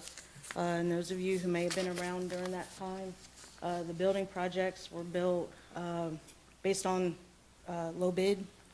And so at the time, what was purchased would have been the absolute lowest bid the general contractor or the bleacher contractor would have provided to us at the time. Here we are 15 years later. Technology is better, improvements have been made, so these are scheduled to be better than what is there. Dr. Goodwine, from your request, we did have Carpentry, our bleacher guy, go over, and he was working on those today to make some repairs to make it more secure. What is it fixed with the new ones coming in? Are they similar to how over there was just like a boat holding it together through the fabric? So it'll be different. I'm not sure exactly what items will be used specifically for the Belmont. We'd be happy to request that the contractor provide us samples. There are also other products that are out there. Should we decide to explore the options, I've seen other schools that have wood that are bolted to the bleachers. Obviously, we'd have to leave the bleachers in one position the entire time in order to have that solution. So the curtain gives us an option to be able to extend and retract the bleachers for whatever event we have going on. But if we want to get a sample of the thickness of the vinyl, be happy to provide that, maybe even a sample of how it's attached to the bleachers. So I've got a question. So, because this is last week's, I was trying to understand how are curtains going to stop the students from getting back there? But I said the same thing to myself last week. Why can't they just retract the bleachers instead of leaving them out all the time? So it goes into the use of the building. If maybe early in the day they have it out for an assembly and there might be a game later on that night, they may decide to leave them out all day. It just depends. There's a lot of variables that go into whether or not to have the bleachers in or out. And it's not any one person that's responsible for pulling the bleachers in and out. May I add, Madam Business Manager, I think also one thing that I did glean from talking to the principal there, I think one of the reasons at the time, you can correct me if I'm wrong, was that there were other issues with the bleachers that were being worked on. There was a gap or something in between a piece of the bleachers and some things that they were working on, which is why they had them out as well at the time. But that was also one of the things that I did get from talking to the principal. I lean more towards holding off until we can get more of an understanding of the options. And then I always look at, when I have the conversations, I think that the school administration was leaning towards just figuring out how do we train each other, how to keep them closed, how do we kind of monitor those things.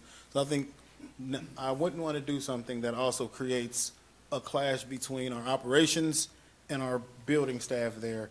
But I think there's a good solution to be had. I definitely would lean against keeping them out the whole time, because that really takes away the space and the ability to do some of the things that we can do in some of these spaces. But that is where I'm leaning. Dr. Goodwine. Yeah, I would say the opposite of even talking to the administrators at Thurgood during the game. The curtains do keep like kids out of it. Mhm. But I mean, if it's a solution that works, I'm all for it. But I just want to make sure that you guys know it's going to work a little bit better than what we've had in the past itself. So it's like that different, like during the games when people are Right. out, and there are Yes. kids in the stands, them Yes. kids go under I've seen that for everything. sure. Because they move. They not watching the game. That's not their life right now. And if they can get away, they can. So I see that perspective of it, of the safety piece of it preventing, because usually any type of barrier will stop a young child from exploring and climbing under there. So We can explore. Yeah, the academic team, we're willing to take a step back and work with operations to do some more exploratory work. Mr. Lacy down there has something. Mr. Lacy. I was just going to apologize for buying cheap curtains 15 years ago. Always you. Were you on the finance committee back there? God. So Mr. Lacy right there. Anything else for our Madam Business Manager while we have her up? Thank you, Madam Business Manager, and appreciate you. Any other questions, conversations around the motion? There is no motion on the floor. We just started a discussion, just so you I guys. thought he wanted to vote on it separately. Yeah, it was to Yeah, vote but on it- it. He pulled it to vote separately Yeah, he after put it we to put vote the motion, separately. so now he would, if he didn't want to. What would you want to do, sir? Y'all want to vote on it separately? No, we already voted on everything else, it's just it. Exactly, So yeah. it's either we vote, or I would pull it, and table Yeah, it. we I would say, yeah, let's if Mr. Walker is open to tabling the discussion, would you be open to that, sir? Sure, I'll be open to that. Yeah, because if you So I'll vote if you vote it down, then you have to wait till Right. next school year to come back up. But if we table it and you put a date on, So how long, I'll table it, actually table it to next month's meeting. is there a second to table it I now? will second that with Mr. Walker. There you go. And next month's business or review session? Ms. Powell, which one works better for you? Review session or business meeting? Business. Okay, so next month's business meeting. Any questions on the motion? It's been moved and seconded. See none? May we have a vote to table? President Smith, Yes. Ms. Wick, Yes. Dr. Goodwin, Yes. Dr. Bailey, Yes. Mr. Lacy, Yes. Mr. Walker, Yes. Ms. Reinhardt, Yes. Mr. Nicholas. Yes. 8 yeses. Let's get the train back going on track. Your next recommendation, Madam Treasurer. I recommend the approval of the following to then and now as reviewed last week. I'll entertain a motion. So move. Second. Moving second. Any questions? Seeing none, may we have a vote? President Smith, Yes. Ms. Wick, Yes. Dr. Goodwin, Yes. Dr. Bailey, Yes. Mr. Lacy, Yes. Mr. Walker, Yes. Ms. Reinhardt, Yes. and Mr. Nicholas. Yes. 8 yeses. Thank you. Does this include your recommendations, Madam Treasurer? Yes, Thank you, and appreciate the work you do, Madam Treasurer. thank you. Next, first I will go to readopting our board member handbook. I'll entertain a motion. So move. Second. Been moved in second. Do we have any questions? Yes, ma'am, Ms. Ryan. I would request that we have some more time to look at this and provide input. There were some thoughts that I had when we were doing this last year, and I would like to have some more time to compare the old board member manual and give every board member an opportunity to do the same. That seems fair. Are you open to motion? Yes, I'd like to put a date on it though, because That is what I was. 5 gonna of us ask have had this for 6 months and 2 have had it for like a month. So can everybody review this by the next business meeting? Does that work for everybody? And yeah, just shoot it. I mean, Sharice is the drafter. If you guys didn't know, Sharice actually put our handbook together. So that's the one. So I will take back my motion, but then I will motion to table until the business meeting. Okay, I will second that. Any questions? If we could all please make sure we go through and reach out to Ms. Kidd. And I just want to also lift up the work that Ms. Kidd does for our board and our district. So I would like that we respect her in that work. May we have a vote? President Smith, Yes. Ms. Wick, Yes. Dr. Goodwin, Yes. Dr. Bailey, Yes. Mr. Lacy, Yes. Mr. Walker, Yes. Ms. Reinhardt, Yes. Mr. Nicholas. Yes. 8 yeses. Thank you. Let me see. I forgot Mr. Nichols last week. Mr. Nichols, you have anything for new business today, sir? I do not. What? Come on, Mr. Nichols. Making me look bad, Smalls. All right, next I will come back down to Madam Treasurer. Yeah. As you know, in fiscal year 2021, we joined the Ed Choice litigation, and we have been working with the ODE and the lawyers to give them records and information how it affects public schools for taking our funds. So last week on Thursday, I was deposed and testified for an hour and a half, and it was a good question and answers. That's it. They didn't pressure you too much, did they, Madam Treasurer? Oh, yes, they did pressure me. No, they got you. But they did say I did good. Appreciate you, ma'am. Go down to Ms. Reinhardt. I see we have a resolution as well. We do, and I would like to read this and put it forward for consideration for the board to vote on it. This is a resolution in opposition to House Bill 68. To give board members in the audience context, House Bill 68 was passed by the state legislature and vetoed by the governor.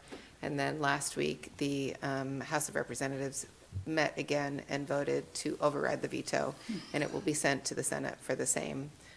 This bill removes access to very much needed medical care and gender affirming care for trans minors, of which we have some trans minors in our school population. This will affect our student body, as well as all the kids within Dayton and all across the state. A resolution in opposition to House Bill 68. Whereas House Bill 68 has been passed through the Ohio legislature, vetoed by Governor DeWine, and the Ohio House of Representatives has voted to override Governor DeWine's veto. Whereas House Bill 68, known as Saving Adolescents from Experimentation Act, would ban gender-affirming health care for minors and would prohibit mental health professionals from treating any gender-related conditions without seeking parental consent. Whereas mental health professionals, including school psychologists and social workers, would be required to violate student privacy by reporting to both the student's parent and the Department of Health the number of individuals that they've treated for gender-related conditions. Whereas outing LGBTQ plus students in this way places students in extremely stressful and potentially dangerous situations. Whereas LGBTQ plus students already face increased rates of anxiety, depression, and suicide. Forcing medical professionals to out these students compromises student safety and has a detrimental effect on their mental and physical health. Whereas HB 68 places harmful barriers for students seeking mental health supports. While over 80% of LGBTQ plus youth want mental health care, 60% are not able to get it. Concerns regarding the need to obtain parent permission or the fear of being outed are significant causes of LGBTQ plus youth being unable to receive proper care. Whereas the National Association of School Psychologists Principles for Professional Ethics Standard I.2.6 provides that school psychologists must respect the right of privacy of students with regard to their sexual orientation, gender identity, or transgender status, and school psychologists should not share that information with anyone without the student's permission. House Bill 68 would therefore require school psychologists to breach their ethical obligations. Whereas school psychologists would be penalized if they abide by their ethical obligations. House Bill 68 would impose harsh penalties and subject mental health professionals to possible discipline or civil actions for violations. This threat of discipline will discourage careers in school psychology and related fields of healthcare. Whereas House Bill 68 is contrary to generally accepted medical guidance. Both the American Medical Association and the American Academy of Pediatrics support gender-affirming care. Whereas the Board of Education of the Dayton City School District, the board supports its LGBTQ students and its mental health providers and is opposed to any legislation preventing students from accessing necessary supports. Now therefore be it resolved by the Board of Education of the Dayton City School District that the board formally opposes and rejects House Bill 68 of the 135th General Assembly and any other legislation that devalues LGBTQ+ students and promotes fear, intolerance, and hate. The board will continue to follow its ethical obligation to provide mental health support to all of its students. The board will support its mental health professionals and seeks to remove any barriers that may exist for its students to access quality health care. The treasurer is authorized to deliver or cause to be delivered a certified copy of this resolution to community leaders, to members of the Ohio House of Representatives and the Ohio Senate, and to the office of Governor Mike DeWine. This resolution shall be in full force and effect from and immediately after its adoption and shall supersede any prior resolution or act of this board which may be inconsistent with the provisions of this resolution. And I would like to thank Board Member Wick for discussing this with me and asking that I put this resolution in front of the board. I'm appreciative of that. Dayton Public is a district for everybody. We saw this earlier today with the different student supports that we have. Whether or not you agree with the existence of trans people exist. Trans kids exist. Trans people have existed for a very, very, very long time. We want everybody in Dayton Public to know that they are welcomed, that we will provide an affirming, nurturing environment for them, whether they are students, whether they are staff. It means a great deal to me to put this vote in front of the board. I know many trans kids in this district. One of them is my child. And I am deeply concerned about the way that our legislature in the State House is diving into culture wars that is harmful for people all across the state and for minors who deserve to be protected and loved. With that, I would move that we adopt this resolution in opposition to House Bill 68. Second the motion. Any questions? I have one question. Completely agree. Dr. Goodwin. Yeah, one question. Completely agree with this. Number 2, I have a question on number 2 for our legal team. Just kind of on some of, yeah, can we vote on it after exec so I can just ask that one question to them just to see what we would be holding to on number 2 at the now there be resolved section? Sure. Thank you. And then I have a couple of items of other business to bring to the attention of the board. The first is that the Ohio House of Representatives has an amazing new advocate for public education in their ranks. Representative Burrell Pico Antonio from Gahanna Jefferson was sworn in to replace Mary Lightbody, Representative Lightbody from District 4 last week. I have worked with her for years in the public education advocacy space. She stepped down from her position as a board member of Gahanna Jefferson. I deeply respect the work that she has done for years. And I am so excited for her work in the House of Representatives. And frankly, we are all very lucky that we have a wonderful advocate for public education in the House of Representatives. There are a few legislative updates that I have. First of all, House Bill 68. I will update the board if and when that comes in front of the Senate for a vote to override the veto. There are a couple other bills that are up for consideration for the floor. There is a substitute version of House Bill 183, which is regarding single-sex bathroom access in primary and secondary schools and institutions of higher education.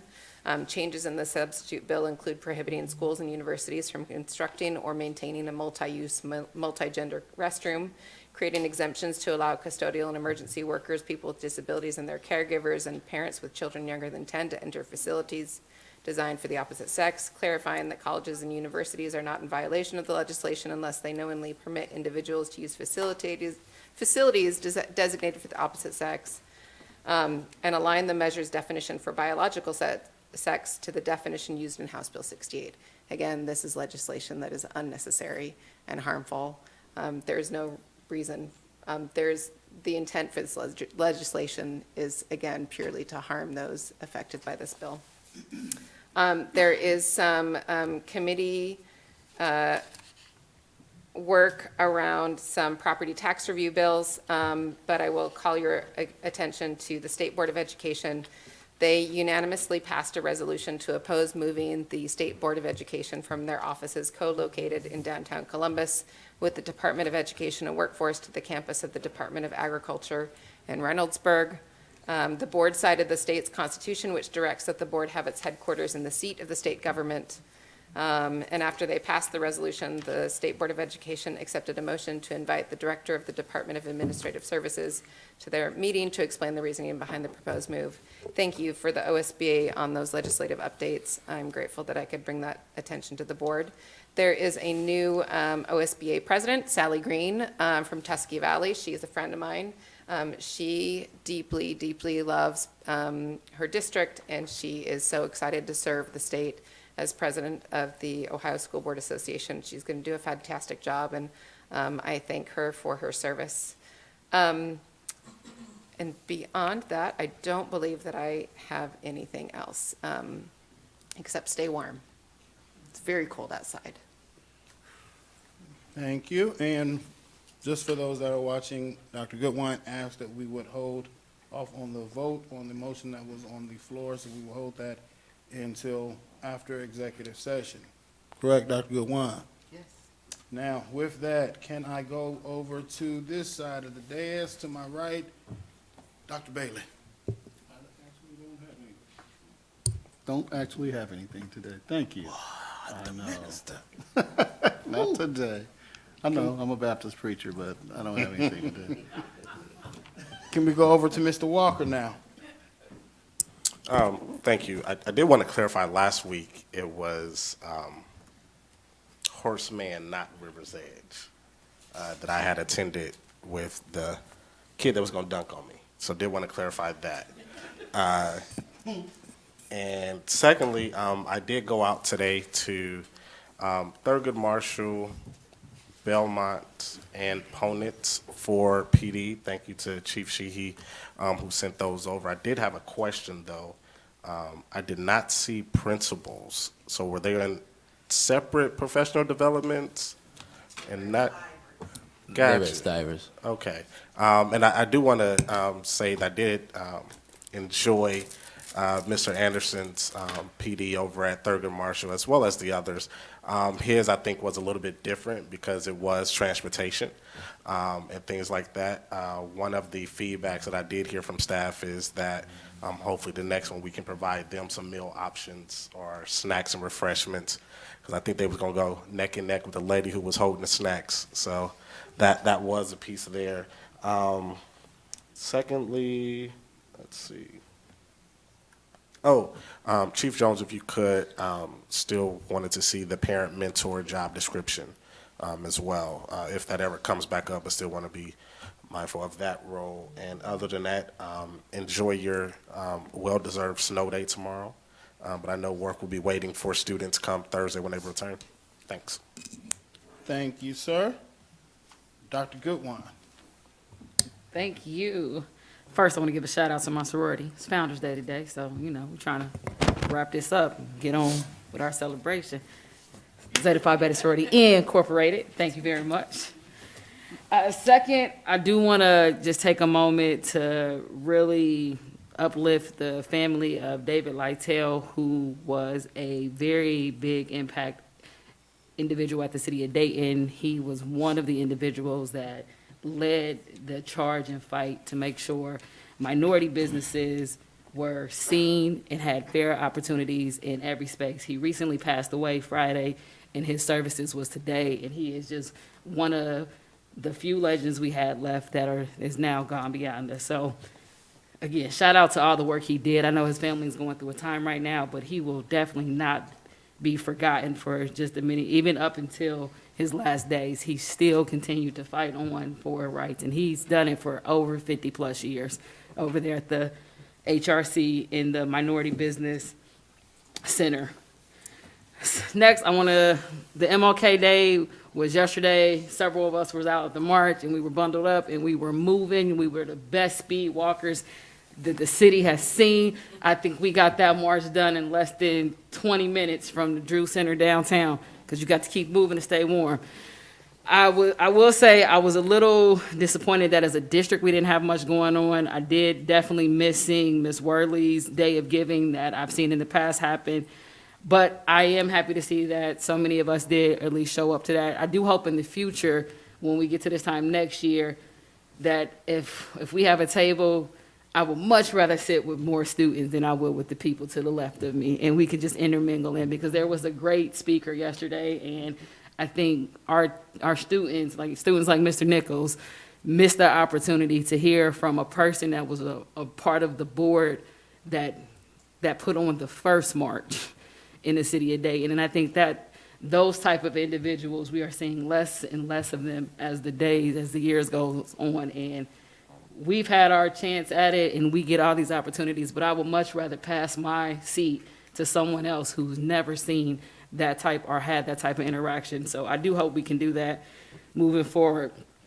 I am going to request, Dr. Lawrence, that we have a study table presentation from the schools, as we are now at the end of we've ended the second quarter, and we just need to know what's going on in those areas. And if we could get those going starting at the next meetings, to start having really what's going on in those areas, if the investment is still, if it's even yielding some fruit, because I believe now we will be getting our second year of data on what we have going on in that piece. In addition to that, this is January, so I also do want to make the request that our YouthWorks MOU, that we get that going, because I think last year we did finally get it started. Shout out to Dr. Lawrence for getting that going in his former role, but we want to get more of our students working in these programs, and if we have any opportunities in our district, I want to make sure that we take care of them and that we are here, and especially hearing some of the programs that are coming, that Ms. Sheehy and Ms. Minor have talked about with those freshmen coming in. Those freshmen are at working ages, and if they can be 4 hours with us doing a job and then they're doing school stuff, I think we have a better chance of hitting them in academically if we got them some type of compensation, and the county is putting that in. So we are in that beginning season. I want to see that get going right now. I will say I did get a couple families that reached out about the school closings, and I believe former board member Sampson asked last time what the number was for when we know it's too cold. Is the number 7 now? Is that where we're going with for our number when it gets too cold, 7 degrees or lower? Or is it still case by case? There was a range, and it's case by case. There's a range. The wind chill tomorrow morning will feel like minus 15. So, yeah, it's case by case. So the answer to that one is still, it is case by case. Hopefully a day's worth of notice gave individuals some type of time to make arrangements who don't have childcare. I mean, no matter what you do, half of the people are going to be happy and the other half are going to be upset. So, I mean, you could have found out at 6 a.m. You found out at 4 the day before. Other than that, I did get to go, board member or Vice President Wick with me too, with Charity Adams to their incentive to skating. And I put on a pair of skates and I was all excited. But it was the whole school there who improved their math scores, and it was a lot of amateurs out there, and I took those skates right back off. And I'm like, this is not my day. The Lord did not bless me in a way to be with the amateurs. I mean, the rink was like, you guys share the little, I don't know what they're called, but the tubes that help you skate. But board member Wick was out there just floating. And I'm like, her health care must be set up way different than mine. Yeah, so shout out to her for being way more trusting with our young lives. I walked and did the hokey pokey and walked around with individuals, and that was fine for me. That is all I have. Thank you. Thank you, Dr. Goodwin. Always great to hear about your escapades throughout the district. Thought you could be a better skater than that, though. First off, I'm great. No, it's cool. It was just a lot of people falling, and you can't jump over that many individuals at once. It's cool. Mr. Lacy? The number question was my question, although Sampson had several questions on the same topic. Let me correct the record. Board Member Lacy asked what the number was, so there you go. It's still case But by I case. do, I do understand it has to be case by case. Last Thursday, the Finance Committee met and went over the finances, and Mr. Walker was there, and he failed to mention that it was one of the highlights of his last week. But It's actually one of my favorite committees. Yes. Just wanted to put that out there for the record. and everything was in good order. And I'm not trying to, but I'm not trying to blindside people, but when we were looking at our schedule of meetings, it brought to mind our calendar for 24-25, and I couldn't find it. Did we pass the calendar for 24-25? We did. There was not a 2-year calendar process, and typically in districts there is a 2-year calendar process. You don't do it year by year. So I wrote about that in my Board of Education biweekly memo to say that's one of the things that's urgent to me, to get a 2-year calendar instead of a 1-year. Okay. And then we're going to have lots of participation and feedback. So we look forward to submitting that as a recommendation to you all. Okay. For 2 years. Because people are making plans for the summer, and we want them around. We want them back home in time to go to school. And that's all I have. Thank you. Thank you, Mr. Lacy. Before I go to Ms. Wick, I was informed by Dr. Bailey that we have not had benediction, so he still has a chance to hop in and say some words, and he chose to do so. Actually, he's already said it. It was just about the MLK dinner. I would like to see more students there. If we're not going to attend, at least call one of the students to come or add a table for students to be there. We'll add a table next year for student senates, and then we'll also put that out for some other senates. We have a committee. We'll talk about the criteria for the other kids, but yeah, I would love to have seen them there. In fact, they can have my ticket. And even some of our up-and-coming staff leaders, I think, would be really benefit from that process of being in that room. Because there was a lot of people outside of us that make decisions about things that happen here, that those individuals should see those individuals, those electeds, those community members, and those community members and electeds should see those individuals in our district that they make all these decisions about, but never see a face or name. Denise, do we send that, Ms. Gum, do we send that invitation to all of Ludlow or just leadership? I cannot remember. Then leadership. Duly noted, Dr. Goodwine. We'll take it down the next level of leadership. So what I'm hearing is none of y'all over there want to come sit with us. All right. And can I? Dr. Gale don't want to sit with us. Dr. Gale don't want to sit with us. Can I add as well that we include students that may not be at the GPA of those other students as well, that may be offered that opportunity to be a part of things that take place? Ms. Wick? Thank you. Thanks, everybody, for coming out tonight. I don't have a whole lot. I have been charged with giving you the update from the Alma Group. I serve on the committee with Board Member Reinhardt and Board Member Lacy right now. Upcoming key dates and actions. This week, each finalist will complete a video introduction to the community that will be shared publicly starting the week of January 22nd. Panel nominations will be finalized, announced the week of 1/15. The team met to finalize the selections. Panelists selected will be expected to attend and participate in 2 trainings during the week of January 22nd and January 29th. All final interviews are scheduled for Monday, February 5th and Tuesday, February 6th. Finalists will be on site for 2 days engaging with staff, the community, and the board.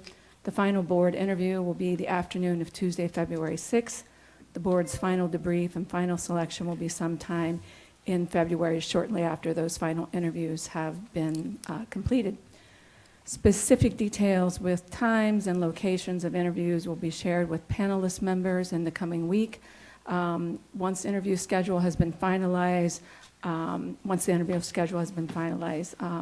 Alma is excited for the Dayton community to get to see these candidates, and they're looking forward to learning more. So if any of our community who have been applied for these panelists have any questions, please feel free to reach out, but you will be contacted directly by the Alma group. I think I haven't missed anything there. Board Member Reiner, do you think I've covered everything there? Thank you.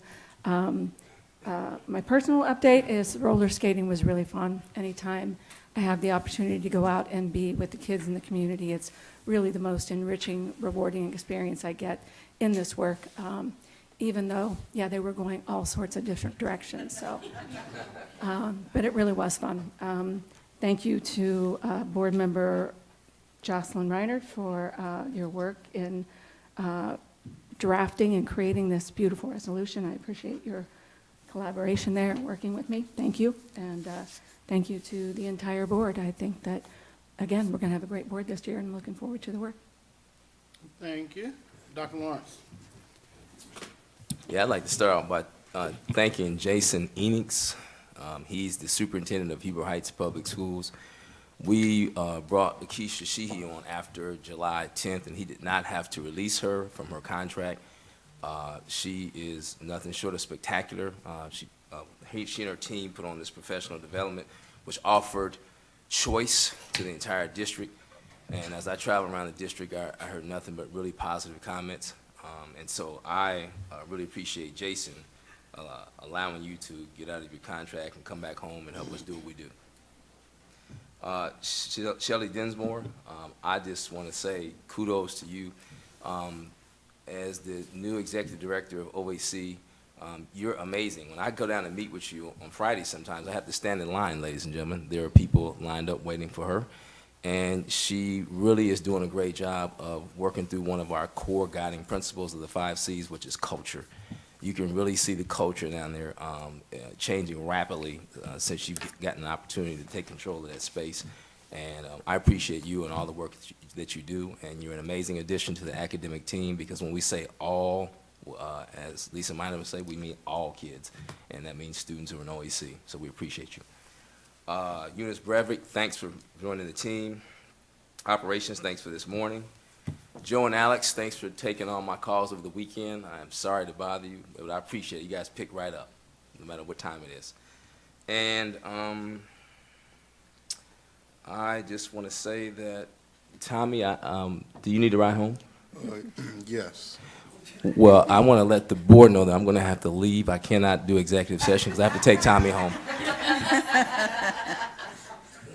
Thank you. All right. We'll wait for Dr. Goodwin because we also have another vote on there. But also, I will say, staff, I tried. I was trying to get you at 7:30. I was trying to get out of here at 7:30. I'm getting there. We're going to get there. We'll get there. But we do have, in our new business, we have board member travel and expense. On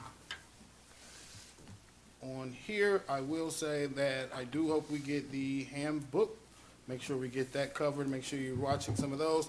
Make sure you do note in the handbook and in talking to Ms. Sharice that while we look at these things, and I love for folks to get out, and I want everybody to develop, we do have a budget on these things, and I do want to be fair to everyone on the board who desires to do things. So one of the things that is in our handbook is a note that when there is certain travel, certain conferences, those who are on those committees get that first preference.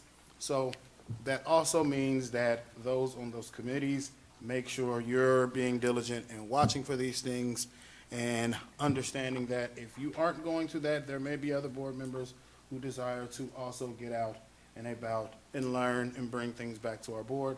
But with that, I do want that to be said that there are 7 of us, and that budget that we have is, Ms. Kidd, am I correct, $2 per student?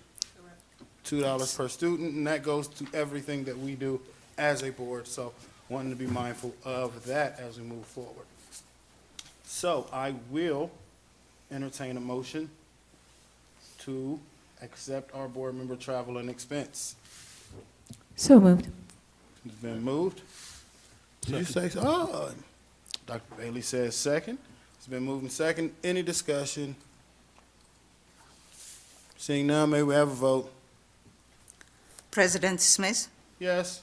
Ms. Wick, Yes. Dr. Goodwin, Yes. Dr. Bailey, Yes. Mr. Lacy, Yes. Mr. Walker, Yes. Ms. Reinhardt, Yes. and Mr. Nichols. Yes. 8 yeses. Thank you, thank you. And so please be on the lookout. If you would like, you can ask Ms. Kidd. For our new board members and those who usually don't go on things, you can ask Ms. Kidd. You can ask other board members. You can get out there and research. But we definitely want to make sure the work we're doing, and as boards, we're being responsible to the district as we go out and making sure that what we're doing is bringing something back to the board, and we're also allowing all our board members to share in those experiences. For me, very quickly, we did have MLK Day, and it is one of my favorite days of the year, just because I like to be able to reflect on some of these things. And I would just ask that as we move forward, that we kind of make sure that we put these days in those spaces. You know, it's very easy to put up a cool MLK quote, or, you know, to talk about how much we need peace in the world and this and that. But also, I think back to, and a lot of people don't think about this, you know, MLK is beloved and all of these things, but people forget he was not liked at the time that he died. His approval rating was past your basement. He was not a person that people in this country would look at as a hero. So understanding that the work we do now, if we're not worried about placating people, if we're not worried about making people our friends because of the work, making sure we're doing things for the good of it, then that legacy lasts.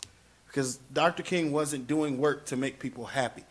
He wasn't doing work to make friends. He wasn't doing work to make political statements. Dr. King, when he died, was out working to talk and get better rights and better pay for sanitation workers. And we don't talk about that piece. We talk about the race piece in these things. Dr. King was talking about human rights. He was talking about equity. He was talking about the fact that things were just wrong in this country. And we always do this thing where we look back and we talk about this peaceful person, and we don't realize that at that time, he was doing work that people just did not want him to do. And there were a lot of people like that. There were a lot of people like Dr. King. There were the Medgar Evers, the Malcolm X's of the world, the Bayard Rustins of the world, the Fannie Lou Hamers of the world, that often get put on the back burner because of something that I like to call this superhuman myth. We look at this superhuman myth as these people were just individuals, but they weren't. Martin Luther King had teams of people. They studied. They worked together. Rosa Parks did not just randomly get tired on a bus one day. They had that planned out. And so when we put that out there, it makes it hard for our youth and people in our community to think, okay, I can't be like an MLK. I can't be like a Booker T. Washington. I can't be like a Malcolm X because I don't have when everything that they did was about group action. It was team action. And another thing I would like to add is that we often look at these people as what happens at the end of their lives or as they got older. We don't talk about the fact that a lot of these people throughout history that changed things for people were young people. If you go back and look at the civil rights era, the people that were moving things usually look more like Mr. Nichols than they did look like any of our board members. And that's something that I want us as a district to make sure that we're putting into our students and understanding that, is that they are at that change agent age. That is what we had. That was what SNCC was. You had these groups that were young. If you look at the Black Panthers in these groups, a lot of them started on college campuses. These were young movements. So I want to put that out. And then speaking on young movers, I want to lift up Mr. Caden Wade from Meadowdale High School. You know it is Meadowdale High School. But I do want to lift up Caden Wade. You can clap for Caden Wade. You can clap. Caden recently was awarded the McIntosh Scholarship Award from the University of Dayton, and that is a full ride. Also will be working with the city of Dayton. So I just want to always lift that up because, as Dr. Bailey said, we don't always talk about the good things. Those aren't the things plastered on the front of the newspaper that someone at Meadowdale High School is getting a full ride and is getting this scholarship that is named after one of our civil rights heroes here in W.S. McIntosh. So I want to lift that up. I want to lift up those that came out to speak. I want to lift up the work that everyone here has been doing. I want to lift up those that went on the MLK March. I will say it was a great time out there, and I will say me and Dr. Goodwine had a good time in starting to take over the chants. We got to take over the chants, and that was fun. It's a good experience when you just yell out a song and people start singing it. It makes you feel like y'all at peace with each other. Lastly, I will say that everyone here, please, please, please, please, please, keep in mind that with this weather, we have unfortunate people in our community. So be on the lookout. I see often people online asking where they can take things. How can they help? If you see that, please just respond. It's very easy to go past, but some people just do not know. If you tell them, hey, just drop it off of your nearest DPS school, we'll make sure you get it.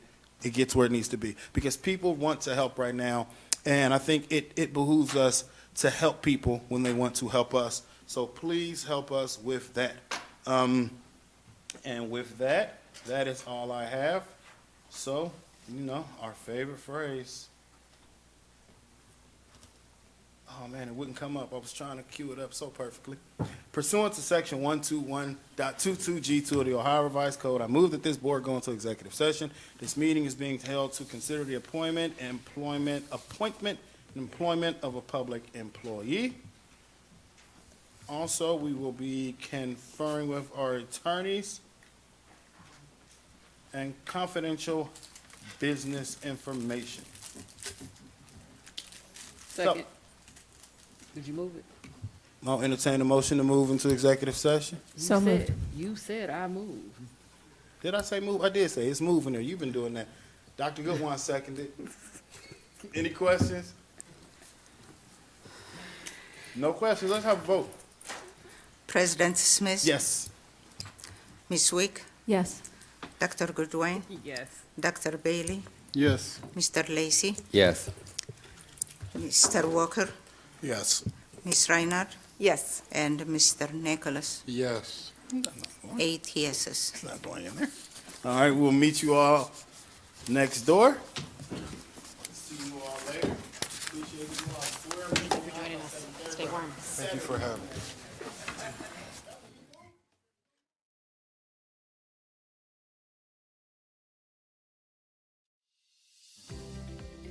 The Adult Transition Unit Program is a program for students with special needs who have graduated from high school and chose to defer their diploma for a year so they can learn job skills and life skills. The goal of the program is for the students to become gainfully employed in the community. Some of the life skills that the students learn are how to write the RTA, they work on communication skills, and they learn how to budget their money. The students are in the program for 1 school year. They start the program in August and end in May.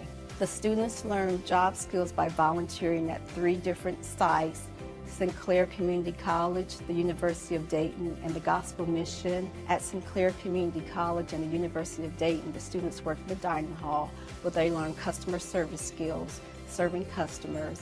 They also learn stocking skills and cleaning skills. At the Gospel Mission, the students learn janitorial skills. The majority of the students that complete the program get jobs. Some places that they get jobs at are the hospital, restaurant, grocery stores, and retail stores. Once the students have had their opportunity to learn the different jobs within food service here at the college, then it is beneficial for them.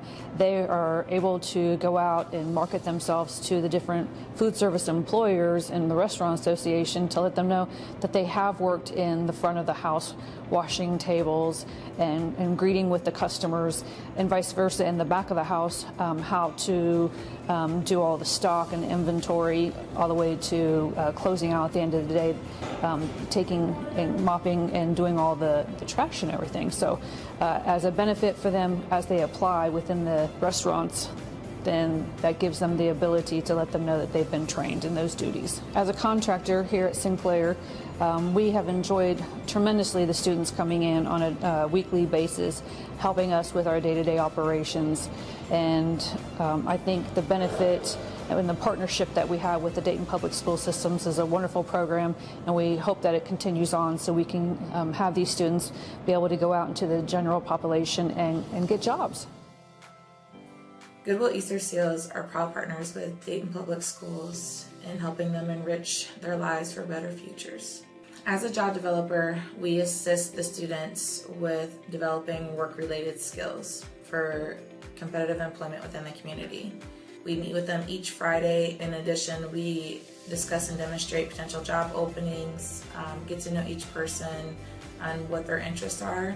We discuss and demonstrate potential job openings, help them research that particular position, that company, and see if it's a good match for each individual that we serve. This transition program with Dayton Public Schools have given students with special needs the opportunity to achieve their transition goals by becoming gainfully employed in the community, and also it helps them achieve their independent living goals, which will make them successful throughout life.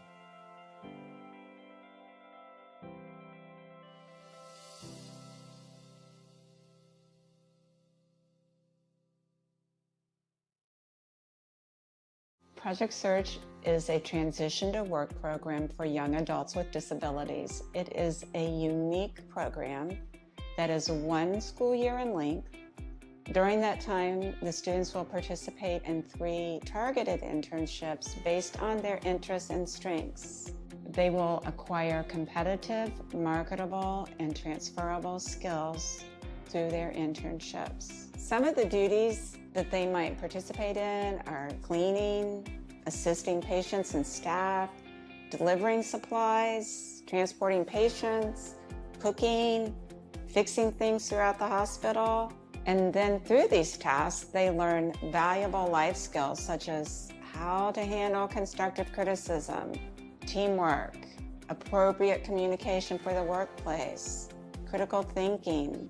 If a student is committed to finding competitive employment, they will have a job when they are completed with this program. We are with them every step of the way.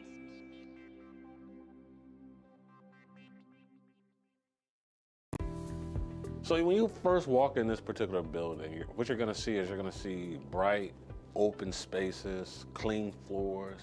When they say it's a new age here within this building, it truly is. The culture here at E.J. Brown is about keeping it consistent, about keeping it simple, keeping it about students. How do we get students from where they are now to where we need them to be? So about being in those hallways, building those relationships, those positive relationships with students, knowing their names, and just building that bond, believing in them. Keep it simple, keep it consistent, keep it all about students. That's why we're here at E.J. Brown. This year, we have a very strong administration team, and we have very clear expectations, not only for the students, but also for the teachers. So that consistency is really strong this year, and I see that growing as we keep moving forward. I love challenging the students. So I teach science, and for me, it's more about teaching them to think more than like the content. So really getting them to understand what's happening around them and then be able to use that in situations that they might get into outside of the school. We've been changing the expectations and honing more into academics around the students. And then we've also been bringing in more community pieces. We've had some change over the years, but the last couple years, they've stayed the same, and we're growing more community base. As a security resource officer here, my main job is student safety. I also am somewhat of a counselor or a mediator to the students. A lot of them come and talk to me, and we try to figure out solutions together to make things better, because if things outside of school are affecting you, then you're not going to be able to get a proper education. I believe that building a relationship with these students is the key to them advancing educationally as well as socially. E.J. Brown is the best middle school because we have the best sports teams, we have the best teachers, we have the best SRO team in the district, we have the best principal in the district. So if you want to be the best, you should come to E.J. Brown. I think students should go here because it gives them a better mindset. The biggest difference between elementary and middle school is the moving around, but it really wasn't that hard to get used to. The way to be a Bruin is to follow the Bruin B's. Be respectful, be responsible, be safe, and be unstoppable.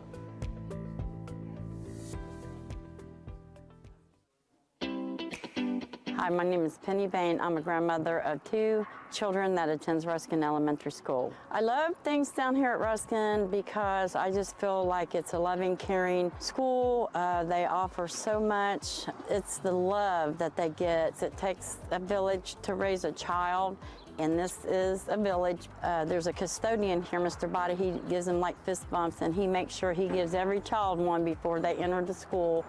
And then if they're tardy, they go and then they see Miss Love, and she's always giving bear hugs and loves and said, now, you know, get on school on time. But my experience with one that I had is my little granddaughter had separation anxiety, and the school helped her tremendously get over that, you know, and like let her know that she is safe. She is, you know, they got a safe place for her, but it's wonderful, like the staff, and they just do so much.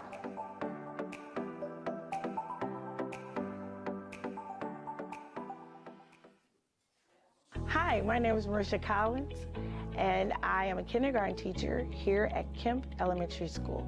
I'm a product of Dayton Public Schools, a proud graduate of Dunbar High School. I had amazing teachers that impacted my life tremendously. So much so that I knew when I graduated, I wanted to pursue a career in education. My teachers went above and beyond their expectations, and I knew I wanted to be that kind of educator. I wanted to make a difference in the lives of children as well as their families. A teacher is, to me, a position that you are called to be in. It is not something that everyone can be. I chose DPS because I had fantastic role models that showed me just what a teacher should be and how teachers, you know, should interact with students and parents. I feel children need teachers who care for them and who have a passion for teaching. And I do believe that my passion is there. I can't see me doing anything else. And that's why I chose DPS.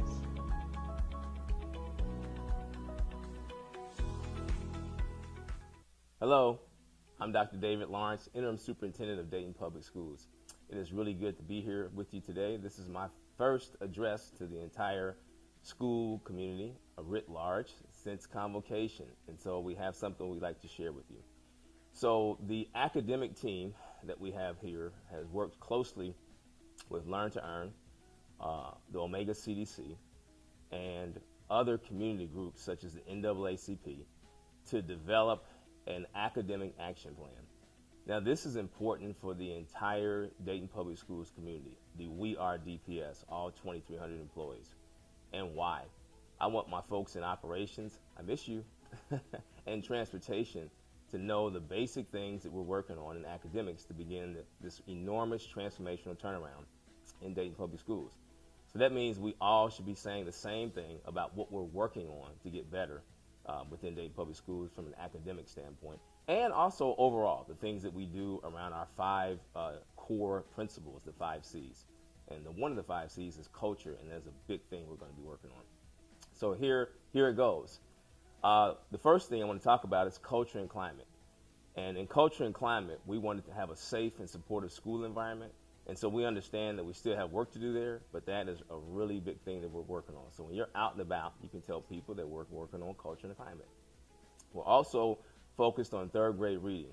We want to be able to move students rapidly, so we want to have a big jump this year, and then we want to move forward from there with incremental steps in terms of getting better with 3rd grade reading. We know the longitudinal consequences of not being successful there, and so that's one of the reasons that we're focusing on 3rd grade reading. High school readiness. That means moving 8th graders into 9th grade. That's an issue nationally, and we suffer from that as well. So why not focus on it? So next year, we will be working on focusing on our 8th grade transition to high school, and we really look forward to seeing freshmen who are more ready for high school. The other thing we're looking for is freshman success. Without freshman success, that is directly correlated to the graduation rate. So that will be a huge emphasis for us this year. And then finally, college and career readiness, making sure that when you leave, you're able to stay in college and matriculate. So those are the 5 core things that we're working on. We have a presentation that will be uploaded to the DPS website, and it'll be sent to principals, and principals will go through the presentation. There's a lot more to it, but I just wanted us all on the same page when we talked about those 5 core principles. And so we're working on culture and climate, 3rd grade reading, high school readiness, freshman success, and college and career readiness. I want to say that an academic action plan is different than a strategic plan. So for all the folks who you hear talk about strategic plans, those take a long time. They're typically on a shelf somewhere, and most people don't know what's in them. This action plan is very small, it's direct, it's targeted, and the key word is action. We want to follow through with fidelity, and we want to do what we say and say what we do. So we look forward to coming out this year to talk about the academic action plan, and I so appreciate everyone in Dayton Public Schools and the wider community. I can't wait for my next lunchroom duty or bus ride. Thanks.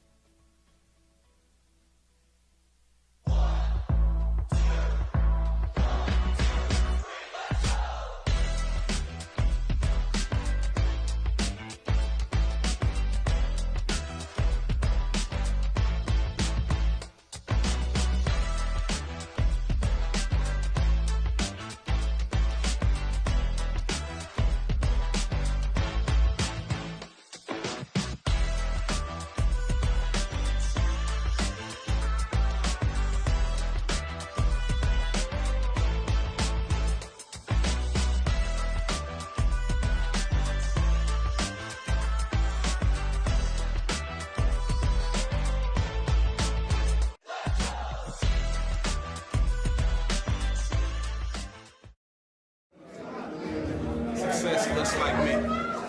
Hello, my name is Demaya Woodall, and I'm a media arts student at Pona CCC, and I'm here today at E.J. Brown to interview the student spotlight, Eli. Eli Trinidad is a 7th grader at Edwin Joel Brown Middle School. He's respectful, has a positive attitude, and is always willing to help others and participate in class. His family is very important to him. He demonstrates excellent leadership qualities. Eli is involved in the Scholars of Hope after-school program, lunch chess, and enjoys hanging out with his friends. For all of these reasons, he is very deserving of being featured in the student spotlight. My name is Eli. I'm 12 years old. I like boxing. I go to E.J. Brown, and my favorite class is math and science. What did you think of being chosen for student spotlight? I was excited, and also I told most of my teachers. How did you get into boxing? I got into boxing because of some of my friends, and also I just wanted to start doing something newer. Who's your favorite boxer and why? Ryan Garcia. He's really inspiring, and also he's a good boxer. You have a new principal, Mr. OJ. How do you feel about him? He's nice. He cares a lot about his students. He helps. What is the Scholars of Hope program? It helps you with a lot of things. You learn new things. It helps you with college, and they have like groups you go into, chess, singing. They help with a lot of stuff. Did you play any sports, and if so, how did you like it? I played football, and it was really fun. My teammates, they're funny and amazing. Why should others come to E.J. Brown? Because it's a good school, and we have a better principal than other schools. Who is the most impactful adult in your life? My mom. She's really nice, and she teaches me about like stuff that could happen in the world.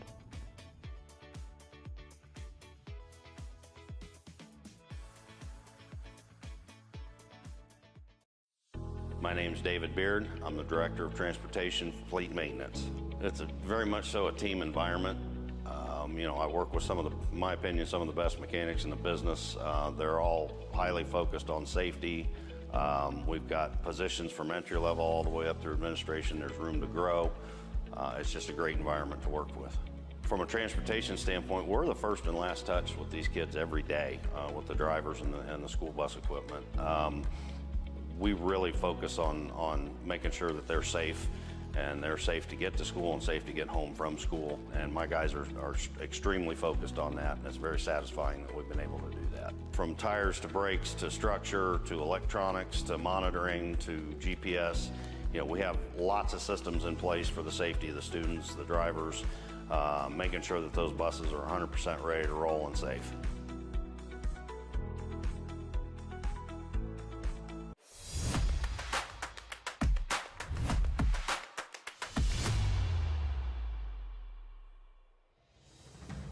To me, I say they're the best team in Ohio, hands down. But we still have some things to clean up. You know, I have great skills, but sometimes they got to concentrate and play together. And if we play together with great skills, we're unstoppable. Belmont soccer has come a long way. If nobody knows, it's a lot of mixed diversity on this team, a lot of different languages. As a coach to know, so sometimes my captain works out well because he knows a lot of language. I use him as an interpreter. But Belmont is developing very well, and I'm looking forward when the seniors go on, the ones behind them come up with the same discipline, work hard, both in the classroom and on the pitch, and we will be fine. There's nowhere you can go without academics. Always, always emphasize and stress that, student first. And I always, each and every day I take 15 minutes out of practice and we talk about grades, we talk about classes, we talk about how your day is going, you know, just to get them to settle, because I can see it on some of them sometimes, it's stressful. I'll bring them over and we sit and talk about it. So I always stress academics, student first, because if you have the greatest skill in the world and you don't have the academics, it's hard. Yeah, my time at Belmont been good, and on the soccer team, because I'm the team captain, so I'm really close with everybody. We got some few players who don't speak English, and coach doesn't speak the language that we speak, so it'd be hard for him to understand the other players, so I have to be there and translate. I get to have fun, all that stuff, and most of the people I know play it, and I used to play it when I was a kid. To be like, out of all the teams that we have played, choosing us is just incredible. Feels amazing. It just feels amazing.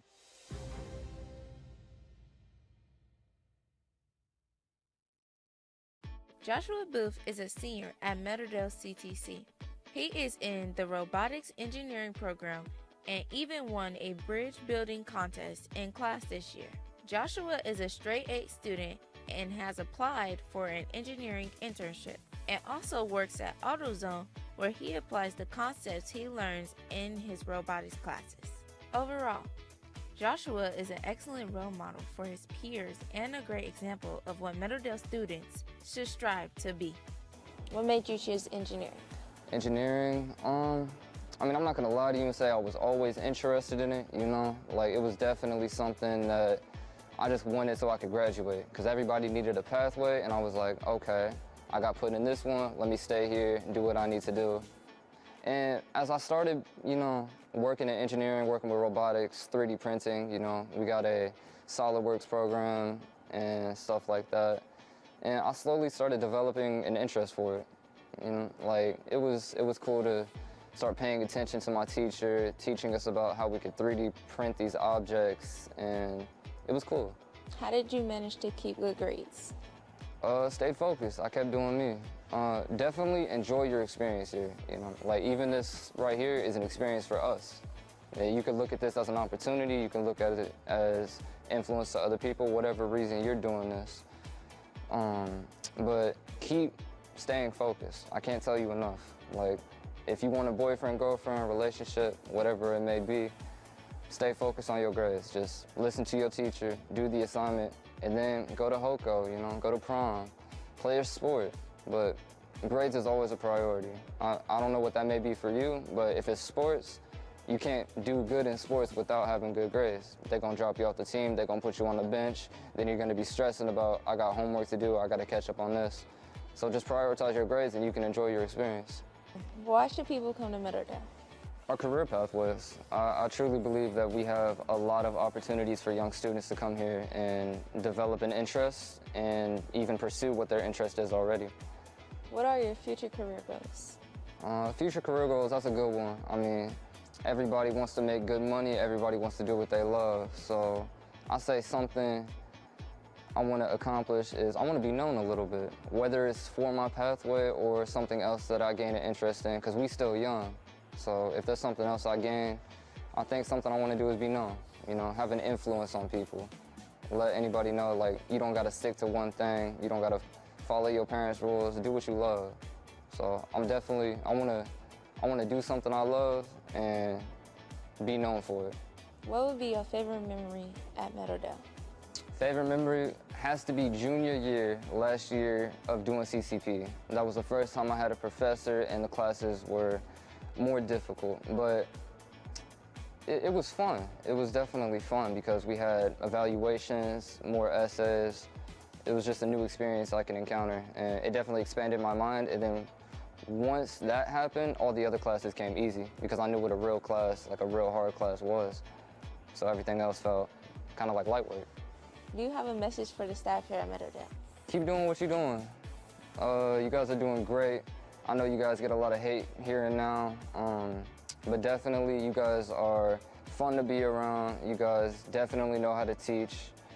Keep doing what you're doing, and you guys may even have a better future or more opportunities later on.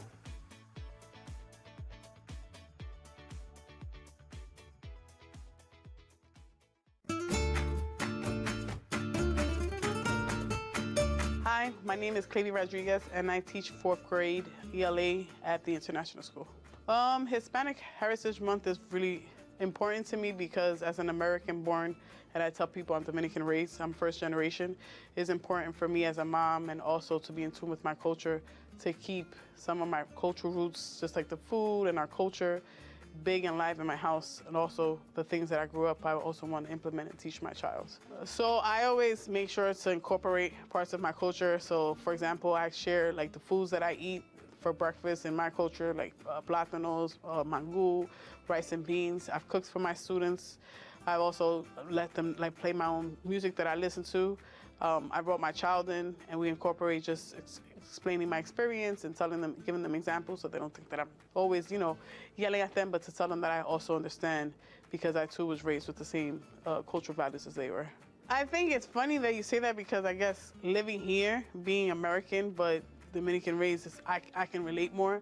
But I guess when you come into a country where everything is new to them, being who you are is who you are every day, so they're not 100% aware. But I think once we teach them and implement that, like we try to teach them about different holidays or stuff like that, it's something that can now understand and be proud to be, you know, where they're from and say, I have a month kind of that's dedicated to me in America that we recognize.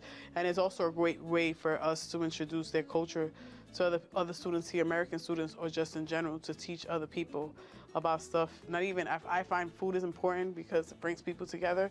So that's a great way to introduce people to your culture. Siempre uno debe ser orgulloso de sus culturas. No, uno siempre debe ser orgulloso de donde uno eres, porque uno nunca sabe qué lo podemos enseñar a otras personas de nuestra cultura. Hi, my name is Dana Sofia Bermudez. I am a student of International School of grade 11. I'm from Colombia. Colombia is a beautiful country. We have a lot of food. I like food of my country. And have agriculture. I like that. And it's more beautiful than something place.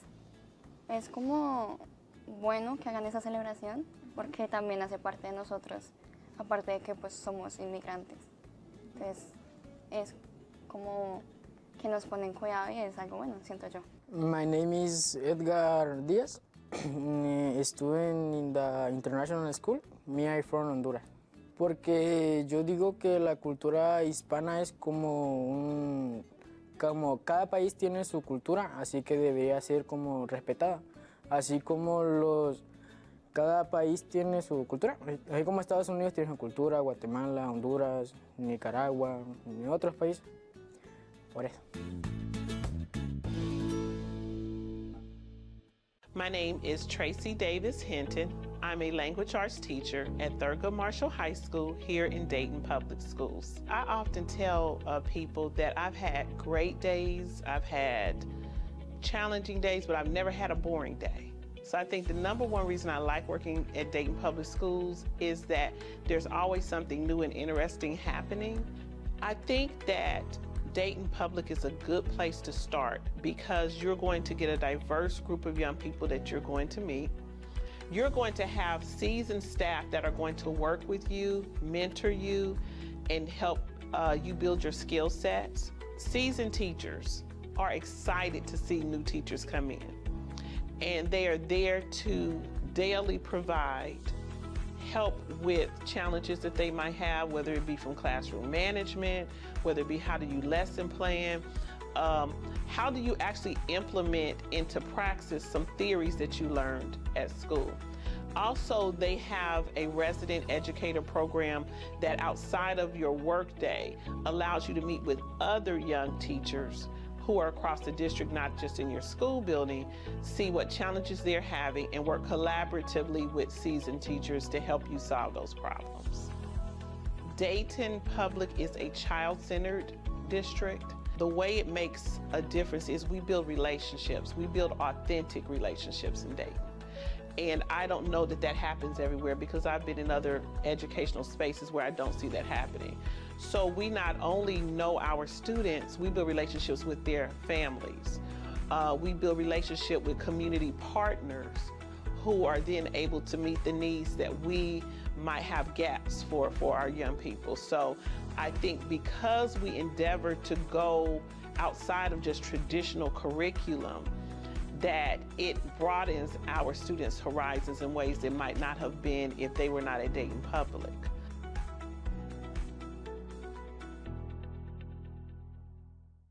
Success looks like you. Never let anybody determine what your success is. Make smart goals. Make goals and make steps to reach your goals.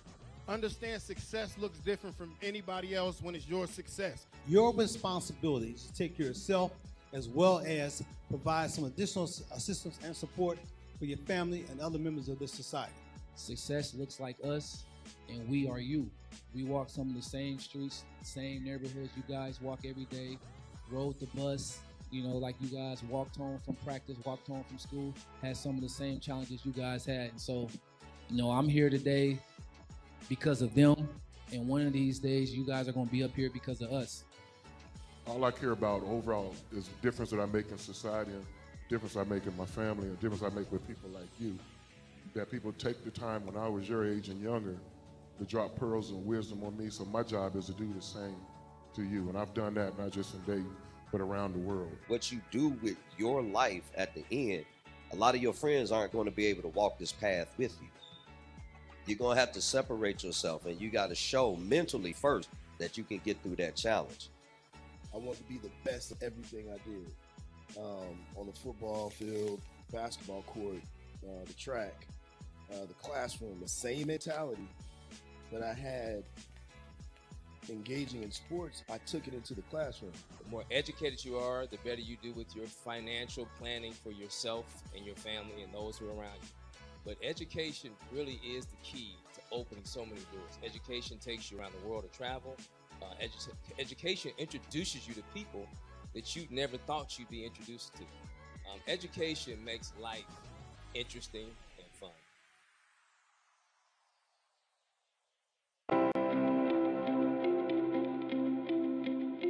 If anybody is watching this, you can tell we have some amazingly dynamic, smart, wonderful kids in Dayton Public Schools. Tell me why you're in Dayton Public Schools. I like going to E.J. Brown because of the staff. I love like the that. staff.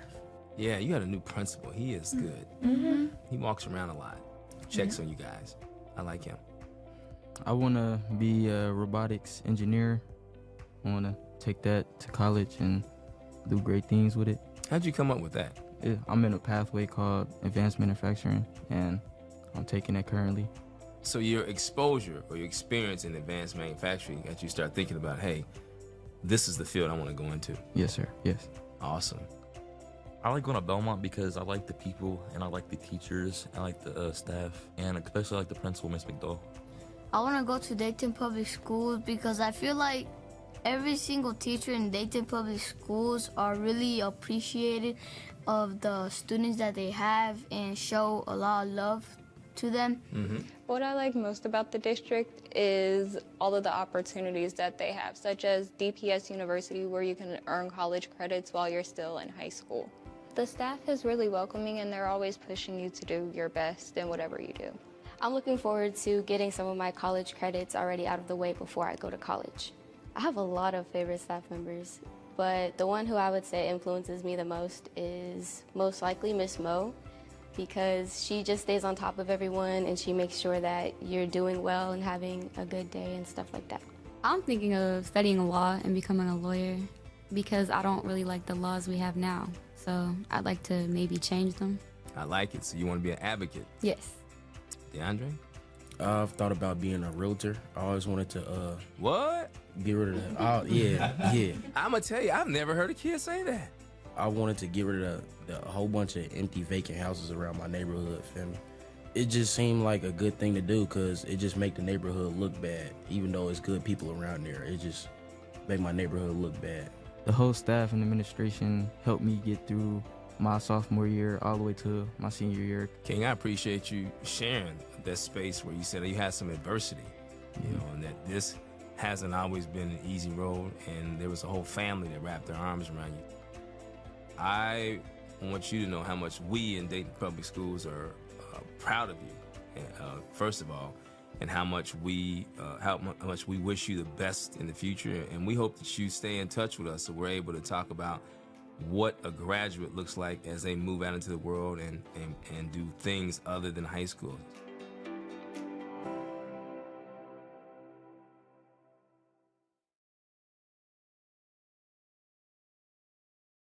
Hi, I'm Gerard Miller, a scholar and leader at Pona CTC. Parents and students, did you know that College Credit Plus is a program that provides students with the opportunity to receive college credits during high school for free? Students save time and money by earning college credits for free in high school with CCP courses. CCP is an academic experience that enhances college and career readiness. Dedicated students can even graduate high school with an associate's degree. For more information, students should talk to their high school guidance counselor. And now, this is In Case You Missed It.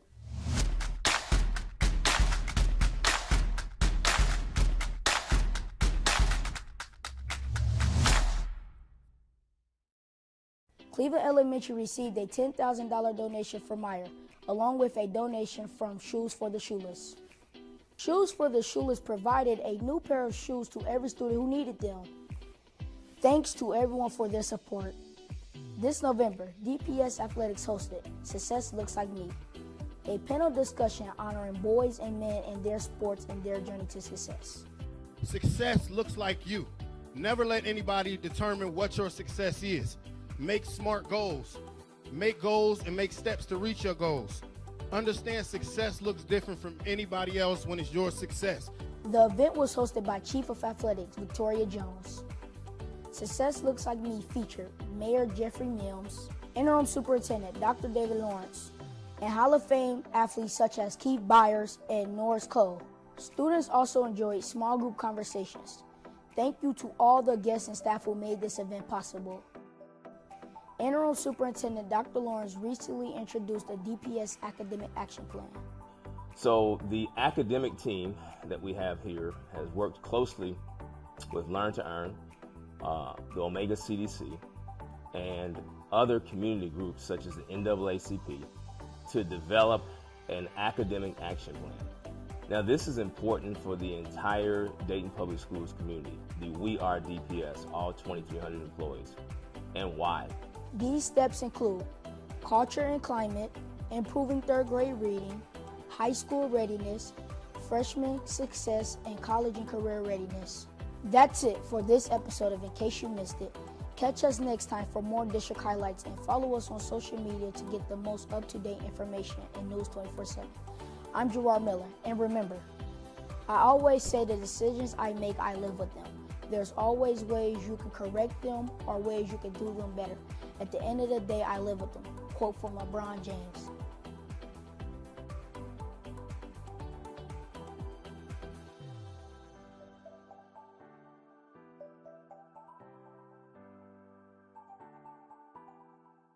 Hi, I'm Haley Chavez, a media arts student, and I'm here at Dunbar High School to interview our student spotlight, Chris. Chris Starr is in the 11th grade at Paul Lawrence Dunbar High School.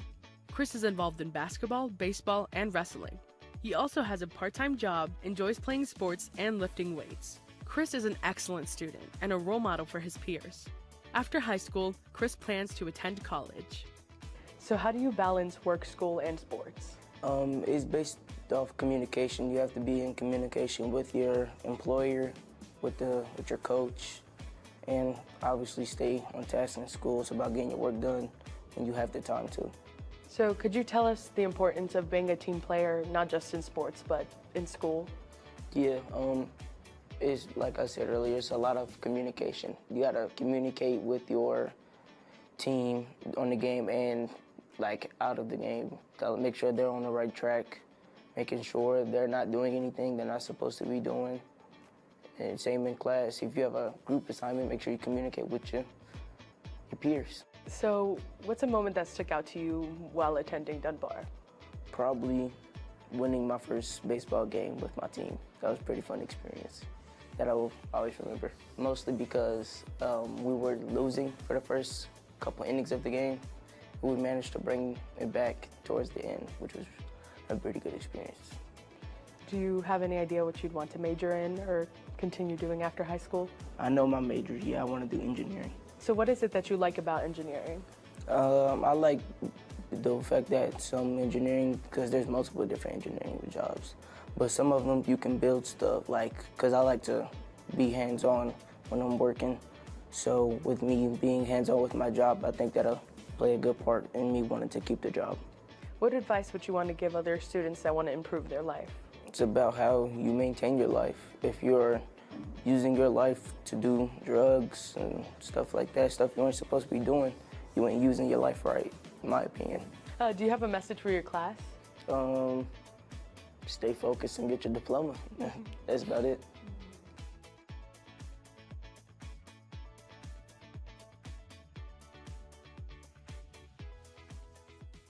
Dayton Public Schools takes pride in keeping students safe at all times, starting with the moment they board the bus each morning.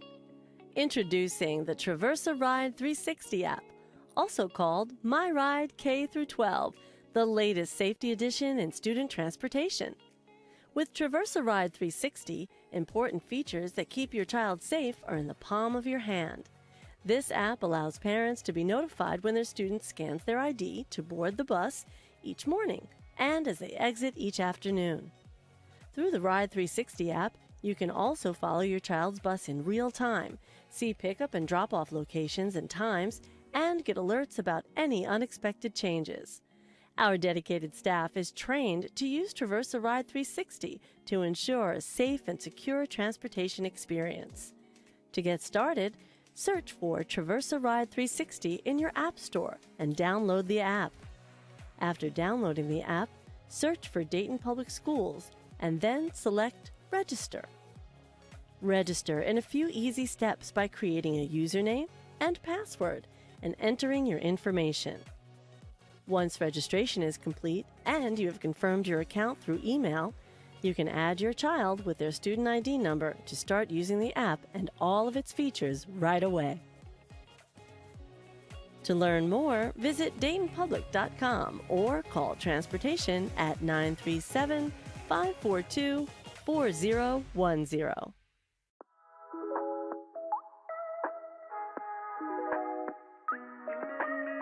Hello, everybody. We're here again at Dayton Public Schools, our podcast, The Next Level. We're here at episode 10, and I'm here, David Lawrence, the superintendent of Dayton Public Schools, and I am really, really super excited today. I have some of my favorite educators, and I mean that. I did not make a mistake. They are educators. They help contribute to what we do in schools to make environments safe so that kids can be in school and kids can learn, and adults can feel safe as well, and we can, of course, try to change the narrative of safety in Dayton Public Schools. So I'm here today with 5 of our best SROs. I've worked with one very closely, intimately. We walk the halls at Thurgood Marshall every day, and she'll introduce herself in just a moment. And another one, we also walk the halls every day. That's right. I have two of my people here. I can just hear it now. Favoritism. But hey, I know what they can do. We walk those halls together. So I'm going to allow our guests to introduce themselves, starting to my left, their right. Hit it. Vanoy Garrett, Horace Mann Elementary. Okay. What high school did you attend, by the way? I went to Broad Ripple High School in Indianapolis. I got you. My name is Dane Perrin. I'm at Bellhaven Elementary. Dane, what high school did you attend? Middletown High School. Middies. Yes, sir. I'm Ernestine Sledge, SRO at Kaiser. And what high school did you attend? I'm from Chicago, so Which high one? school was George Henry Carlos. I got you. I'm going somewhere with that before the podcast is over. Okay. My name is Anthony Jackson, go by AJ, SRO at Dunbar High School. And I would ask what high school? Oh, yeah, and I went to Patterson Career Center. Oh, my gosh. Don't be like that. I am Shay Smith, and I am one of the safety and security liaisons. I am over the East Quadrant, and I went to Springfield South High School. Got you. Still split up there, huh? Springfield Yes. South. All right, I'm going to come back to that at some point. Well, I'm out the gate with my first question. I talked this morning. I was in a meeting talking about team and how you all are part of the team. What makes a good administrative SRO match? What makes that team really good? And if you've been on a team, tell me some of the characteristics of that team and how it worked. Sure. What makes a good team is the principal and the SRO really getting along, having a good relationship, being able to talk to one another, especially if there's an issue or a problem. She should be able to come to me as the SRO. I should be able to come to her as the SRO and the principal. And we just got to be able to get together, have conversation, and solve the problems that need to be solved in the building. I was supposed to start off with our 5 core guiding principles in Dayton Public Schools, the 5 C's, and I just wrote down communication, so it sounds like there's got to be a lot of that. A lot of communication. Yeah, what are the things make the relationship special? What makes it work? I know your principal loves you. I just took her out to dinner the other day. If she watches this, that's 3 straight dinners on me. Let's get it together. Get it together, lady. Next one's on you. But go right ahead. Shout out to Principal Miss Bailey, Katrina Bailey. And I was talking about Dr. Phillips, but you got it. you got it. Love her too. Yeah. I've had the pleasure of working for a lot of very good principals with whom I've had a lot of great relationships with. I had, like you say, Dr. Phillips, Miss Bailey, Dr. Marlena Randolph. I take her too. They go together and cost me a lot, but continue. I love them. And as we had a great team. We worked as, it just really came, a lot of it was just being able to, like Garrett said, communicate with each other and then, compromise and just taking ideas off of, from each side, from the security side, from the administrative side, putting together so that it makes sense. Because that's what I'm about. Like, let's do something. Let's do what makes sense, And a lot of times that's how we got along, and that's how we made things work, and that's why we were successful. Ms. Sledge, what say you? What I like about teamwork is when you can talk with your principal and assistant principal and come together with a plan. I like that. A plan. Every student is different. Every student's situation is different. My principal is Alex Robertson at Kaiser, and he mentioned to me a student. He said she got in trouble on social media. He said, "Could you talk to her?" I said, "Oh yeah, I don't have a problem with that." So after lunch, I took her to my office, but before I went to my office, everybody was like, "What did she do?" She didn't do anything. We're just gonna have a conversation. Mm-hmm. So I think with some of the ideas at school, like if a student is with the SRO, it's like they're in trouble. They're not in trouble. We just want to have a conversation. Okay. So we did. I spoke with her and gave her some pointers. And I told her if she needed to speak to me when she gets in the building or, before she leave, come talk to me. Dan, what do you say? What makes a special relationship between the SRO and the principal? What makes that team go? Well, I work for Deidre Kelly and Miss Kelly Washington. And our relationship is A1. I couldn't ask for better principals, for real. I couldn't ask for them. They're excellent to work for. I go in the building every day. I say, good morning, boss. But she's my boss. In that building, I know Rich Wright is my boss, but that's my boss in that building. And we had that relationship that she comes to me. If anything in that building, she comes to me like, I know you got my back regardless, whatever. Dane Parent has my back for Deidre Kelly. And it's just like teamwork, being together. Yeah, she is universally recognized as one of the best principals in the district. I've seen her in action. Shout out to her and the Belhaven. What are they? The Bobcats. Bobcats. Yeah, Belhaven Bobcats. I'm going to spend some time over there. She said I'm going to be on lunch duty and breakfast duty, so I can't wait. Okay. My partner, Shay Smith. What makes a relationship special? Because you and I have one. We do. So I come from, I'm coming from the supervisor role, but I was in a building for 11 years. And one thing that I'm thankful for was that 11 years in the building, because I was able to bring to this role the knowledge that I had from the building and the things that administrators ask for, the things that administrators need, and also be that voice and advocate for the SRO that was in that building. I'm not so far removed from what it is that they all do every day that I don't understand what it is they're going through. So I'm kind of that advocate and that voice. But personality-wise, personalities is one of the main things that I look at when we're trying to pair SROs with administrators.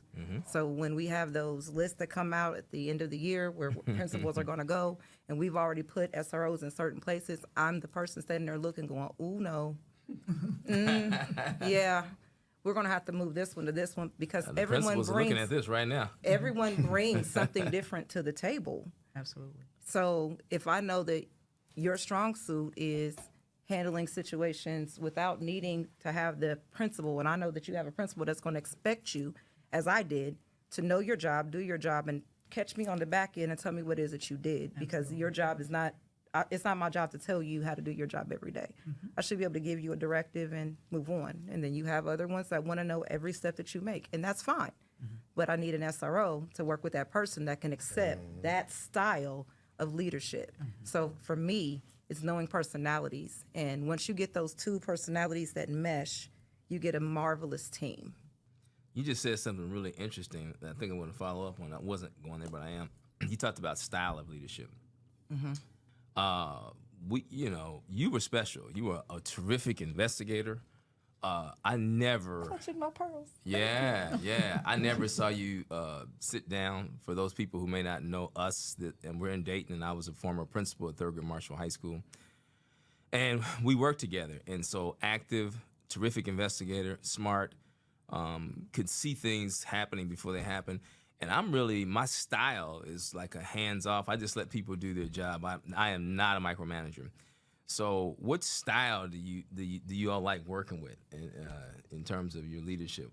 Or is there a special style that matters? You're gonna do your job either way. For me, the style really doesn't matter. Okay. Because like Miss Mouse, she's a real loving principal. Yes. You know, she's meek, she's mild, but you can't take advantage of her. That goes for, the kids, the staff. So the style doesn't matter. I worked for Ms. Goins for 7 years. Their styles are different. Very. So, but at the same time, they both are effective principals. So I could work for either style. It doesn't really matter. Okay, that's good feedback. Style, you said, I got this. I'm gonna figure it out. Yeah, Dan, I see you shaking your head like, I'm gonna figure it out. I'm gonna work with whoever I'm gonna work with, regardless. I worked with Miss Stokes when I first started in this business, and she was wonderful to work for. Now I got Miss Kelly, so it just like I didn't miss nothing. The styles were basically the same. Gotcha. You work for some hammers over there. Very different styles. Yeah. And then some of them, I guess, felt like they were kind of similar to Miss Phillips. She's a very one of those loving principals, but at the same time, she's not meek, but she loved her kids. So I've never had any principal who loves their students more than her. It just it makes me almost feel emotional thinking about it, like the things that I would see that she would do for them. you know, that nobody knew about. All those things, the little things that she did for her kids was just, you know, it was just so heartwarming. Then there was principals who, you know, I have worked for a principal who was like more of a micromanager, and with my style, I think it didn't work very well because just for me, so my style as an SRO is more of a like, you know, I'll get it done, and I'm gonna come back and let you know what happened. I'm trying to put out the fires before it even gets to you, so you don't have to worry about it as a principal, as an administrative team. I like it. And we have administrators who that doesn't really work for them, and I understand that. That's how they are, you know. So we had to find the balance because you got to get through it. So we, you know, you get through it. I'm gonna make it work. I got to be here. You got to be here. So we're gonna make this work. We're gonna make this happen. But as far as, you know, preferred though, you know, yeah, I like to be able to, like I said, do my job. I'll let you know what's going on. If it's big enough that you need to know, I got you. But if not, like, I'll take care of it. Don't even worry about it. You know, I got it. When we said balance, I heard Miss Sledge go, right. Absolutely. I heard you. Yeah. Yeah. You know, with everything, I'm more so of an observer. So if there's a situation, you take it all in. If a situation is going on, I observe what's going on. I had a situation where Mr. Robinson called me over the radio, and he needed me to help them get a student out of the hallway. Well, by knowing the student, because every now and then he has a tendency to act out, and I talk with him. So they couldn't get him to the office. So I asked him, what's going on? What happened to you? So he was like, I was upset and so I said, okay, well, you know you weren't supposed to act out right. He said, yeah. I said, okay, well, I need you to go to the office. And so we had our psychologist say, we're gonna call your father-in-law. And I'm like, because he wouldn't move. He's like, I'm not going to the office if you call him my father. So then I said, well, you know what? Let's go to the office and have a conversation. He was like, okay. And so then I was able to get him in the office, and then I sat down with him, and I was like, it's going to be okay. And I'm like, do not tell him that you're calling his father. I know you're calling his father. I know you want him out to school, but let him just sit here and just be okay. You're going to address it a different way. But you know, my thing is trust. And the kids look to you, and they want to be able to trust you and know that you're not going to put them in harm's way. So with the style, like I said, I just observe, and then I react, and then I'm like, okay, let's get this handled a different way, not your way, but a different way, so the child can go ahead and do what they need to do. You said a key word, trust. That's going to trigger two questions for me. The first is going to be around teachers. The second is going to be around kids. I'm going to ask you after the first question around some of the most difficult kids and how you deal with them. A reality is you are the people who are called to deal with the most difficult kids. We'll come back to that. The kids are coming from a classroom, a lunchroom, a recess. What have you seen from some of the best teachers who deal with behavior? And check this out. When I go into buildings, there's a couple of people who see everything. The custodian, the SRO, and nutrition services, because every kid comes there. If you go and just sit and listen to them long enough, they can tell you. The SROs can tell you who's teaching and who isn't. The SROs can tell you who can handle kids and who can't. The SROs can tell you who cares and who doesn't. That's true. Am I lying? That's true. Should I continue to preach? And so can You're 100% right. So can Right. The principals aren't the only people walking around the building, right? Absolutely. So We may walk more than the principals. Not me. No. Not you. No. Not you. Not Miss Goins. But Miss Mouse walks a lot. But yeah. So you all see all that, right? And so what do you see from some of the best teachers as you walk around? Like what are the traits, characteristics? What are some of your observations when you see these really good teachers? You even know who's teaching. Even though you're not a principal. So for me, and I'm in multiple different buildings throughout the day, and the best teachers that I see are the ones that have a smile on their face. These kids are not a check. These are personalities, and you're shaping lives. So when you come in every day with a smile on your face and you put whatever you have going on outside and left it out there, and you came in here because you know they have things that are bigger than us, that's a great teacher. You're coming in with the right attitude. One that asks questions and wants the answers and will take the constructive criticism no matter who it's from, and people that value everyone in that building. Okay. Not just the people with degrees, but everyone You're in onto that something building. now. Everyone in that building. The ones that are willing to communicate with their parents, that are not afraid to speak to a parent no matter what the situation is, but also the ones that take the time to know, I can't come at Benoit the same way I can come at Dane. I've got to come to him differently, even though they might have done the same thing. I need to talk to him a little different because he doesn't receive my message like that. They have to be willing to come from where they are, and don't just put your hand down and say, hey, grab my hand, I'm going to bring you up here where I am. You have to come all the way down to where they are, meet them there, and walk them up. And you might have to take a couple steps back down because they might not walk as fast as you. But you got to take them back up if you want them to get to where you are. Yeah, you all are walking in and out of classrooms. I mean, Dane, there's been a lot of turnover over there at Belhaven, so you've seen a lot of teachers. What do you see when you say, man, this teacher's really good? What do you see? I see caring, very caring. Yes, they like caring. Like they will spend their hard-earned money. You know, I see this one teacher I got, Miss Lyman. She buys pizzas, whatever the kids want. They have to do right now. They just ain't gonna get it, and they have to respect that woman. And she's very hands-on with these kids. I mean, really hands-on.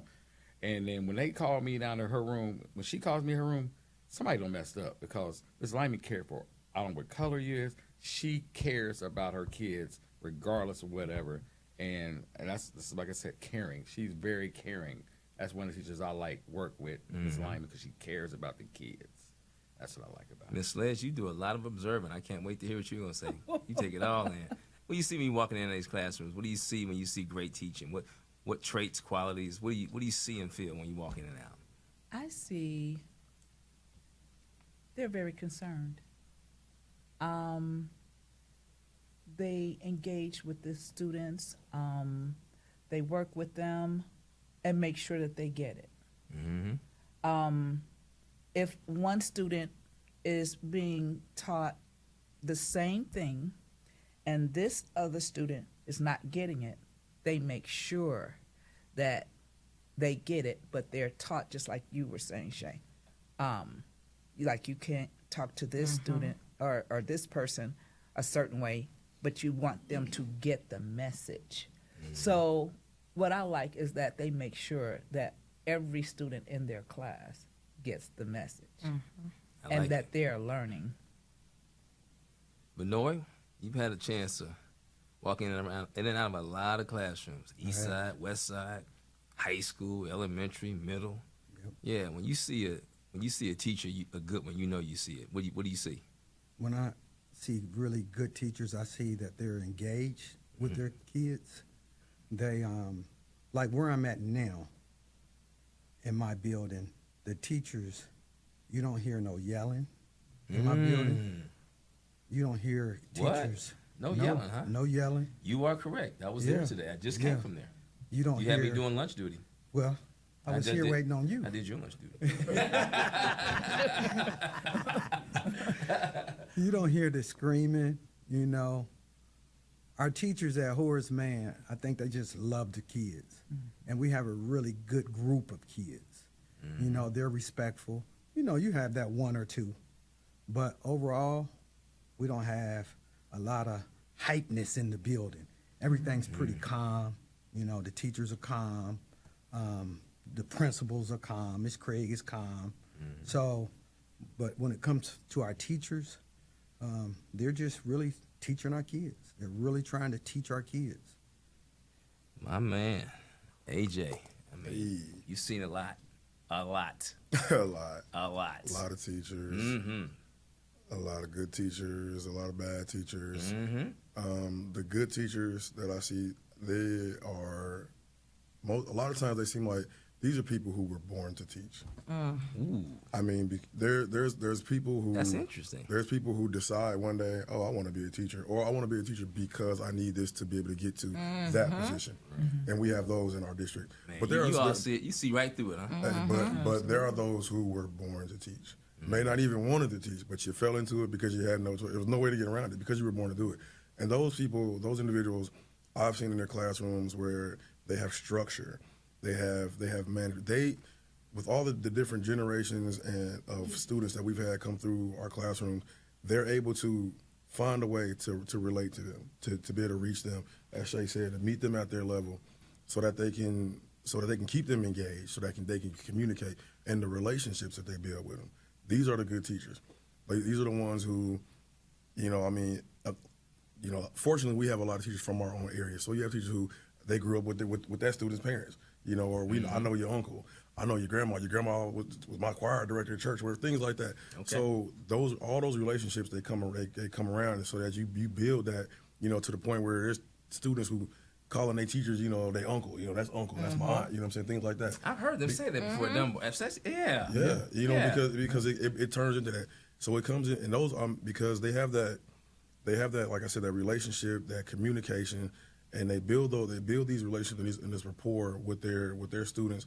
And you can have you can take this one group of students out of one classroom, put them in a whole another classroom, and you would think it's an entirely different group of students.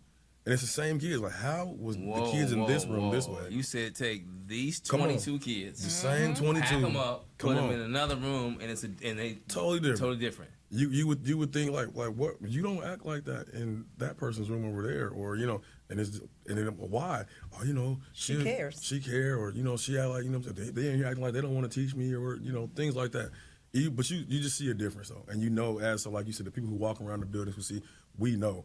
I walk by a classroom, I can just I hear the teaching going on. I hit the next classroom, I hear the struggle that the teachers have, having, maybe trying to teach. Okay. You know what I'm saying? And that's why, and I say, yeah, they ain't there. She's struggling, or he's struggling. You know what I'm saying? Mr. So-and-so, he don't. But it's not 100% the teacher's fault. It ain't. It is not. Some of the students are challenging. Them. We're just some talking of our about students are challenging, but still, you gotta be able to. You chose this profession. You gotta be able to figure out, how am I going to reach you so I can teach you? Also, you see them up.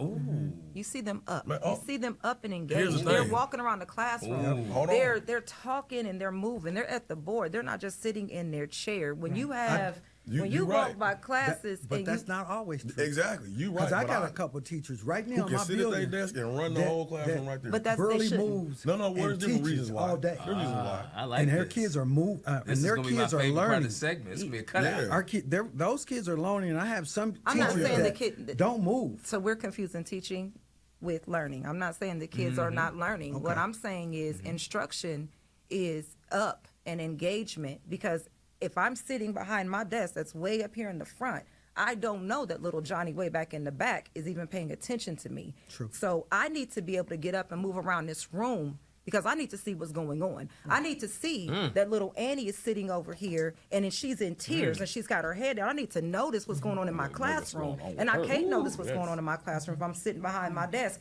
dictating to you. I'm not teaching you. Sounds like I'm a bunch of principals now. I have a question. Just take just a few seconds and think about, and it might be easy. It might not even take you a few seconds. Think about the most challenging and difficult kid you ever dealt with. The most challenging and difficult kid you ever dealt with. And how did you get through to that kid? Or did you? I had a kid that he was challenging. Cussed out the teachers all the time. He was in and he was, one day he said he was going to kill himself. So they took him to the office. They called the police. They called the paramedics. They was in there for 30 minutes trying to get him to go to the hospital. But at this time, me and him have developed such a great relationship. He had COVID. I took him orange juice. I took him stuff to his house to eat. So they were like, call Mr. Garrett. I walked to the office. I asked them, please let me talk to him by myself, because he's not leaving out that room with them. So I come walking out 20 seconds later. We walked to the ambulance. He got in. I said, I will call you this evening. I called him this evening after his mom picked him up from the hospital. That's how you develop relationships with kids. You get to know them, and they get to trust you. I love it. Especially in high schools. So when me and AJ was partners, and of course you have certain kids that don't like AJ and didn't like me. So I would just say, hey, AJ, your boy needs some attention. Right, AJ? Yeah. Or he would call me and be like, hey, G, you need to come and get your boy. So it's in high schools especially, you have to develop relationship with kids.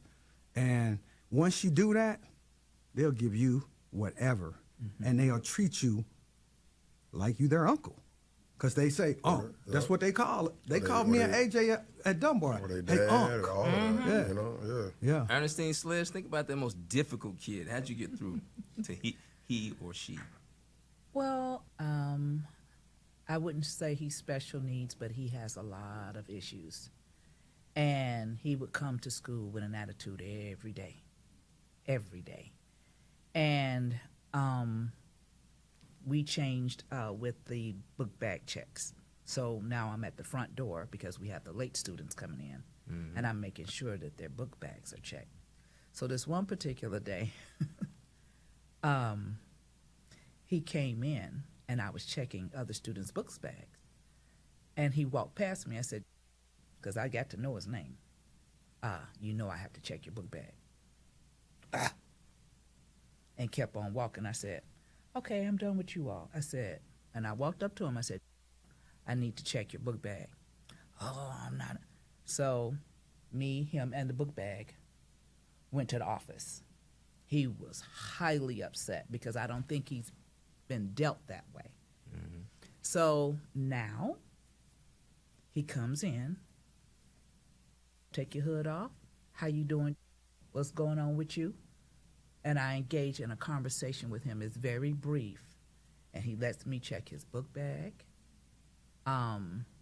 And he's okay. He doesn't say, hi, Miss Sledge, or anything like that. But I come to his level. How you doing? What's up? And he like, I'm good. I'm like, okay. So I think he's on medication, but he's doing things differently. He's not as bad because it was an everyday thing with he and the teachers. So now he's developed a different way of approaching. But I believe that the people that he lives with, because I think it's an aunt, is working with him. Good. Shay Smith, we've had some doozies. I have had some doozies. Man, we've had some doozies. I've had some doozies. I mean, and even before you met me and after, I mean, think about the most difficult student and how you got through to him. And I watched you in action, so I can't wait to hear the answer. I saw it with my own eyeballs. I saw it. So I had a student at when it was middle school. You know, I was there through it all. And this young lady was from the Congo. She did not trust anyone. She did not like anyone. She wouldn't talk to anyone. She was very violent. Very violent. And at first, I'm like, Chiney Good. Shout out Chiney Good. Love you, Chiney Good. Chiney Good. Why do you keep saving her? Stop this. We are setting a tone, yada, yada, yada. And I actually prayed about it because I'm like, there's something going on with this child. I don't know what it is. I don't know how to reach her.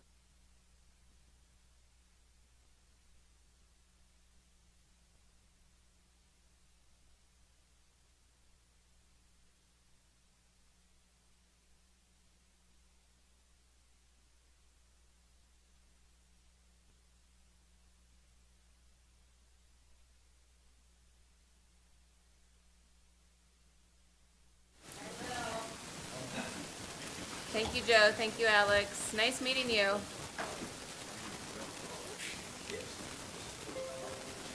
You have that ready to go?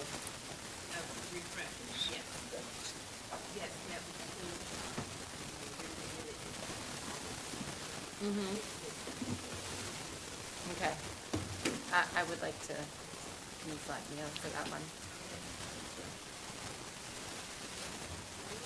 Everybody got everything back Ask loaded, about the, back loaded. NSBA New Orleans.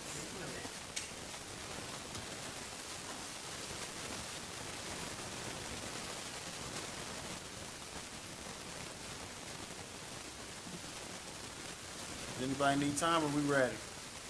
We all ready? We'll get there, Let the record show that the Board of Education of the Dayton City School District has just completed an executive session during which it considered the appointment, employment, and dismissal of a public employee. as well as conferred with our attorneys and spoke of confidential business information. I move that we return into our business meeting. Second. Moving second. Any questions? Now may we have a vote? President Smith, Yes. Ms. Wick, Yes. Dr. Goodwin, Yes. Dr. Bailey, Yes. Mr. Lacey, Yes. Mr. Walker, Yes. Ms. Reinhardt, Yes. Mr. Nicholas. Oh, 7. All right, we will return now. The first thing we want to go up to contracts. Is that where we were at? Dr. Goodwin, you had a contract that you wanted to vote on after executive Yes. I actually want to move that we table it until our legal team actually finishes the contract. So moved. Second? Second. Second. I Moved moved it. Second. Goodwin, Any moved. questions? And Smith seconded it. Smith the third. All right, any questions? Seeing that there's none, but being sure there's room for many, may we have a vote? President Smith, Yes. Ms. Wick, Yes. Dr. Goodwin, Yes. Dr. Bailey, Yes. Mr. Lacey, Yes. Mr. Walker, Yes. Ms. Reinhardt, Yes. 7 yeses. Next, we also had another motion on the floor that was moved until after executive session. That was Mr. Reinert's motion that was seconded around our resolution. Are we ready? Do we have any questions on that? Any comments? Ms. Reiner, could you briefly explain the resolution again? Sure. This is a resolution in opposition to House Bill 68, which would deny health care and gender affirming care to trans minors in the state of Ohio, and which does affect children in Dayton Public Schools. Thank you. Are there any questions on the motion? Seeing that there's none, may we have a vote? President Smith, Yes. Ms. Wick, Yes. Dr. Goodwin, Yes. Dr. Bailey, Yes. Mr. Lacey, Yes. Mr. Walker, Yes. Ms. Reinhardt, Yes. 7 yeses.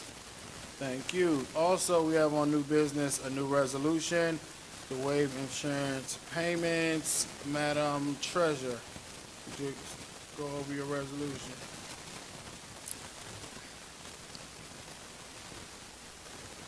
What is that? What number is that?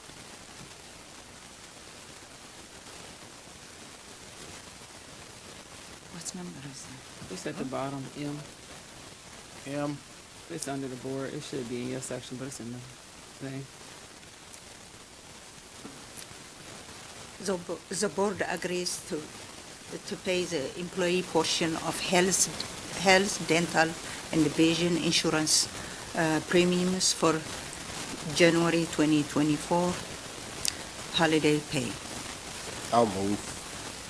Second. Point of Moved order. in second. This is the treasurer's resolution. I mean, it's in the wrong section, but shouldn't we waive the 48-hour rule? It's not one of our resolutions. That is It true. is not my. It's the board's resolution. It still just popped up, guys. We should just do it to be safe. Motion to waive the 24-hour rule. 40. Or 48-hour rule. Second. Been moved in second. Walker seconded it. Any questions? May we have a vote? President Smith, Yes. Ms. Wick, Yes. Dr. Goodwin, Yes. Dr. Bailey, Yes. Mr. Lacey, Yes. Mr. Walker, Yes. Ms. Reinhardt, Yes. 7 yeses. Now, the resolution that was on the floor. Parliamentarian should be Yeah, now you gotta move it. moving second again.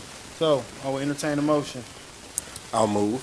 It's been moved by Mr. Walker, Second. second by Ms. Wick. Any questions? Yes. Yes. One, I just want to make sure this motion here, can someone state again, does this mean that our employees will have money taken out, or are they good to go for January? Just so they're clear.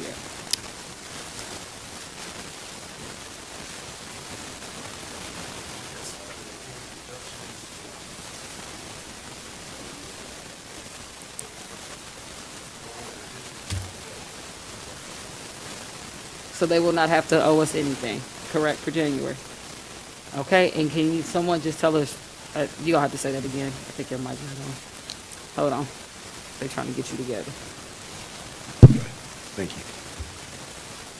Go ahead, say that again, Amy. Oh, okay. The employees will not owe us. The district will pick up the deductions for the month of January. Okay, and can someone just tell for our record, what is the estimated cost that the district is picking up? Around $400,000. Thank you, that's all. Any other questions? Seeing that there's none, but being sure there's room for many, may we have a vote? President Smith, Yes. Ms. Wick, Yes. Dr. Goodwin, Yes. Dr. Bailey, Yes. Mr. Lacey, Yes. Mr. Walker, Yes. Ms. Reinhardt, Yes. 7 yeses. Thank you, thank you. Last, I do want to note that we tabled the board member handbook, so please read that, the board member manual, so we can be ready for that next month. Also, under my new business, if you go under there, we have board member school assignments that are in there, so please note those. We also have board member committees. Please note those. I do want to highlight a few things that are on there that weren't on there before. We separated now the Student Workforce and Student Activities Committee. Those are two separate committees as they focus on two different things. We want to give space for both of those. So there's the Student Workforce Committee that really works on how do we get our students into positions that prepares them for after they leave us and, prepares them for those positions. And then also Student Activities Committee, which through the breadth of a child's time in Dayton Public Schools, how do we help to work to provide activities for them, to keep them engaged, keep them around, keep them immersed in positive activities. And also with the growth of our operations at Welcome Stadium, there's a separate Welcome Stadium committee that pulls that out of athletics to give athletic space to deal with the day-to-day of athletics and things that work with them, working with the principals and our athletic directors, and also understanding the Welcome Stadium pieces that, as we know, we have the state track meet coming up, we have our gift shop and things over there. So bringing that out and understanding that as a piece, and how do we work that as an operation piece that can bring back into the district. With that, I will move for adjournment. Second. There was some questions. Go ahead. Thank you. So I was looking over this when I first saw it today, and I would like to, first of all, Eric, Board Member Walker and I have spoken about the parent-family community engagement. He has some really fantastic ideas, and I've really enjoyed also watching our community engagement coordinator, I don't think I got that title right, Angela Worley, and the work she's been doing there. And given that Eric Walker has some really great new fresh ideas, I would like to cede the chair of that committee to him. I think that he would serve really well in that position. I would also like to request, and I can reach out to board members about this in the next week, but I would like to publicly put out a request. The committees that I'm assigned to through the Ohio School Board Association is the Southwest Regional Executive Committee. I serve as the legislative liaison, and then most importantly and most valued to a lot of the work that I do as the advocacy delegate who is assigned to this congressional district. So much of the work that I do with OSBA overlaps with the NSBA and the COSBA, and I would like to request that I be placed on the NSBA committee as well, too. I have other ideas about a few other policies, but those are the two biggest ones that I would like to make a note of, and I can reach out to board members and speak with them if they'd be willing to make some changes there.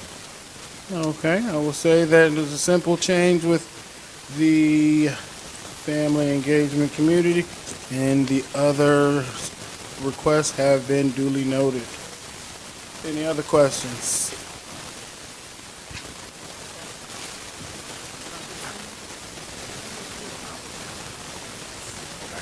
I